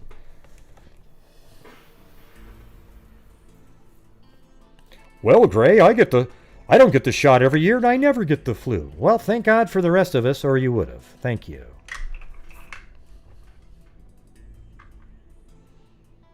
Right. Well, if you live in the Bible Belt, there's going to be necessarily anti-vaxxers living in the Bible Belt, too, because there's anti-vaxxers all over the place. I don't think you can literally pick a political party for anti-vaxxers, though.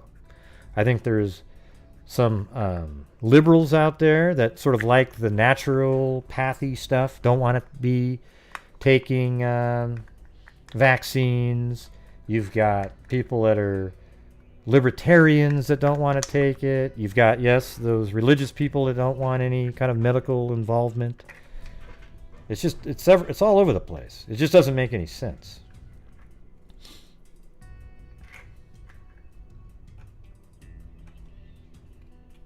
Right, they're not testing the governments. There's nanotechnology in the shots, everybody. It's tracking your every move. It's not even providing any sort of a vaccination. What does that mean? Is reasons on both sides? That doesn't make any sense. Need a better sentence than that, best of small. Just work on it a little bit.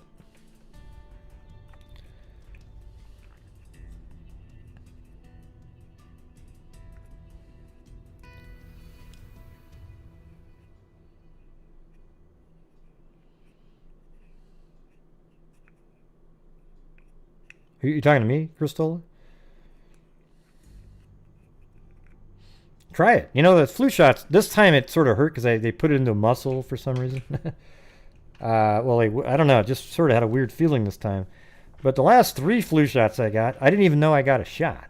I literally was like, are you sure you gave me a shot? Yeah, that whole, I don't know. I'm not sure... You know, I don't know if the research out there literally shows that vaccines cause autism. I know that every kid that has autism, the parents say it. Oh, it was after the vaccine. I don't know, you know. It sounds like there's information that disproves that, and then there's studies that sort of suggest that, and I don't think it's settled. I know there's some people that will go, no, listen, read this book.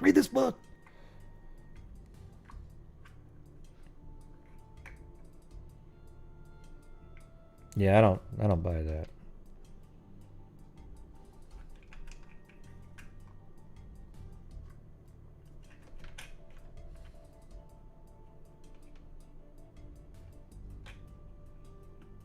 Yeah. Yeah, I mean, vaccines are huge. There's one company that's trying to make a universal flu vaccine that will work for your entire life. And they were the one... You know what's amazing, everybody? I don't know if you saw this, but you guys should go watch it. I think it was on Netflix. There was a series that came out called Pandemic. And it came out before this came out. And man, it was just so amazingly accurate. Like, it was just watching that seemed like it was... You were right here.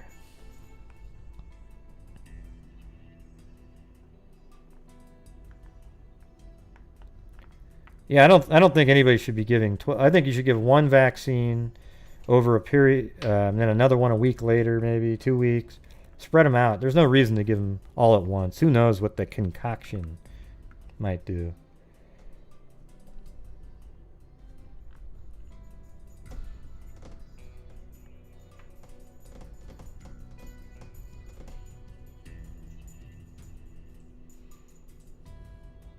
Yeah.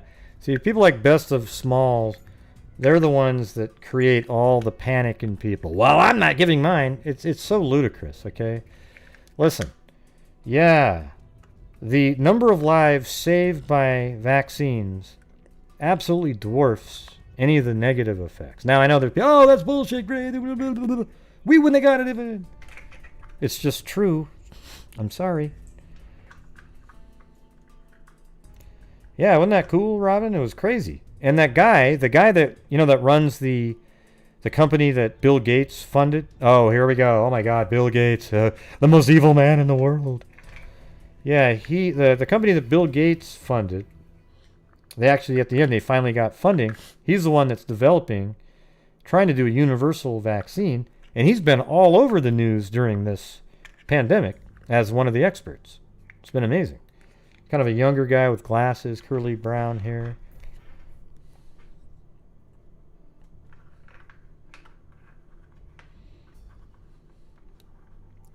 I have to admit, though, I don't really know a lot about the studies on autism and vaccines, and I all I know is I've asked doctors about it, and they go, yeah, there's no evidence. So, you know, there's no correlation, but people make correlations. It's like whatever you feel like doing. Well, God, my kid was normal, then he got the shots, and then, well, I mean, how do you know if he didn't get the shots, something might have happened?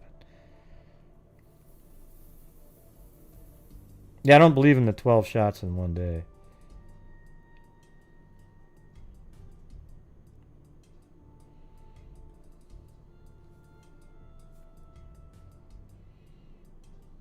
Yeah, 12 shots in a day. I just think you should spread it out over time.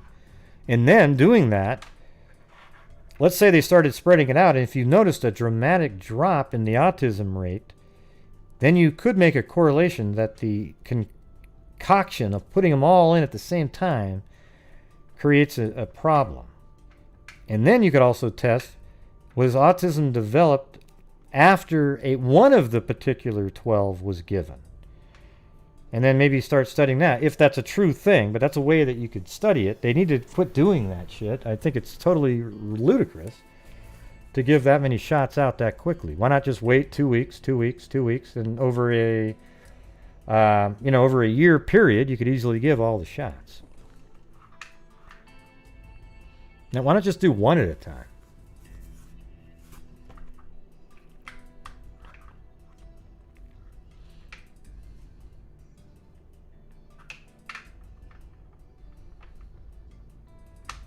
Oh, Crohn's or something? Oh, okay. Huh, that's interesting. .io. Sorry about that.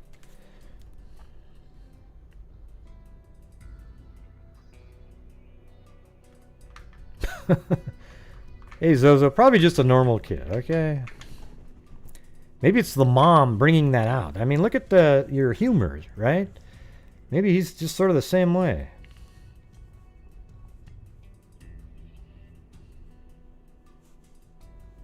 Yeah, that's sort of interesting, isn't it, Rebecca?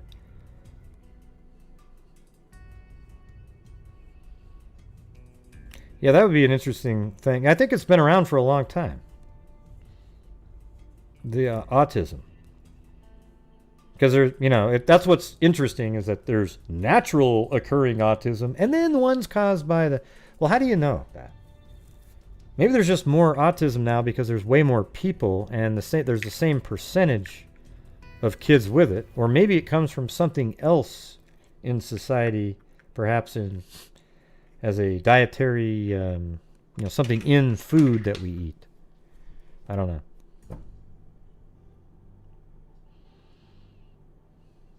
Cool, ED.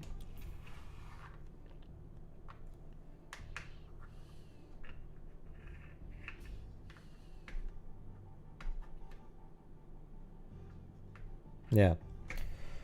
All right. Anyways, I'm going to get out of here for now. Thanks for hanging out for a little bit extra there. Awesome. Yeah, the spectrum, right?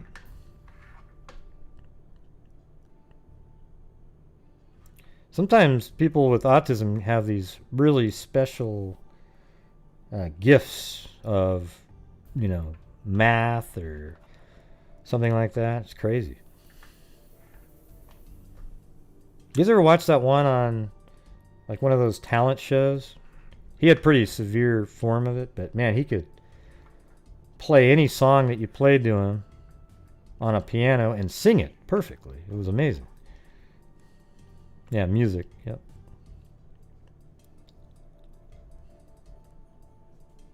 Yeah. All right, well, I'm going to go get ready for bed here, so I'm just going to play the rap tonight. But thank you to I Hate Chocolate, Swerbs, the O'Brien's Crazy Farm.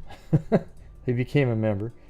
Michelle Nicholas, Cindy Lean, Andrea Rogero Drum, Lee D, Zozo, Melissa, Lee D. And just remember, everybody, see, when you send super chats or become a member to my channel, a large portion of the gross money that comes in goes to charity at the end of each month. So think about that sometime when you're slamming money over to a produced channel with producers and run by a network, most likely. All right, so Melissa, and then Lee D, Kubi, Tracy, Wendy Santana, Gene Fish, Zozo again, Miss Skist, Audio Caspi Norse's Rock, Lee D, Lillian T, Jessica Schubach, Zozo, Lee D, Audio Caspi Norse's Rock, Kim F. Sharp Hart, Gene Fish, Rebecca N, Sarah Beth Colagras. I think she did a face mask at some point too. I Hate Chocolate, Juju Positive, and Caspian Horses Rock. And special thanks to that Lee D for the cat eye donation, and Melissa for a larger one there too. Thank you. Oh, and also Gene Fish for a larger one. All right, let's see. Gene Fish. Oh, yeah, let's see. That was Sarah Beth. I got that right. I just saw that. Also, I did get a new Patreon member, Margaret. Thank you. And what else? That's it. I got some messages on some of the stuff that we were talking about. All right. Very cool. All right, everybody. Thank you guys for showing up tonight. Sorry about the debate was so absolutely horrible. The case we talked about was pretty interesting. And that was an interesting article written there at the end. And man, sounds like they actually knew who did this. They had it. They blew it. I think it's a good time to revisit those people. It seems like that'd be enough for a warrant, wouldn't you think? Just revisiting the 1987 interview. And look, there's that pond that they were talking about right there. Pond behind the house. Interesting. All right, everybody. Thank you all for showing up tonight. Make sure that you keep washing your hands whenever you can before you eat anything. Maintain your social distancing and wear a mask whenever you're outside around other people. Okay? Just trust that it works. If you see other people wearing in an area not wearing masks, run for the hills, okay? And the thing is, when every time I've been to the store where I live, I haven't seen a soul without one. It's been pretty amazing. So you gotta like that. All right, everybody, that's it for the night. Thank you all for showing up. And as I always say, everybody, until next time, be safe out there. And a 2 and a 3. Yeah, I've been doing this true crime thing for quite a while now. And during this whole time, I have not seen one person that is a crime detector. Gonna get ya on a stretcher If you try and play me like an old projector. Crime sector is my nectar. Professor Green is gonna give another lecture. Hey, not bad, Mary Lou, not bad. And I'm always gonna be a pup protector, fool deflector, Interceptor, and I'm even inspector with a vector on his pector with with all respect, ya. Hey, good job, John boy. Temple fucking check ya. I have no agenda. I'm a pretender. And I give it to... Oh, wait, you said give it to... Oh, damn it, I screwed up. I'm gonna send Thanks, Ashley T. Yay! That's such a nice thing to say. Yeah, so I'll just get right back to work. All right, everybody? Talk to you. All right. Hey, that was cool. That was a cool night, man. Wasn't that one of the coolest nights you've ever... Right. Not again. Yes. Hey, good job on the rap there. Good job on the rap. Not so much on the after the show comments. What do you mean after the show comments? Well, good job on the rap too, but man, you're always so mean. Wow. Good night, Mary Lou. Good night, John boy. Gee. Man, I had such high hopes. I had high hopes for those two tonight, but unfortunately, they just couldn't get through it. Unbelievable. All right, everybody. I'll leave the chat up for a while. Be safe out there. And do not watch the debate a second time. For God's sake.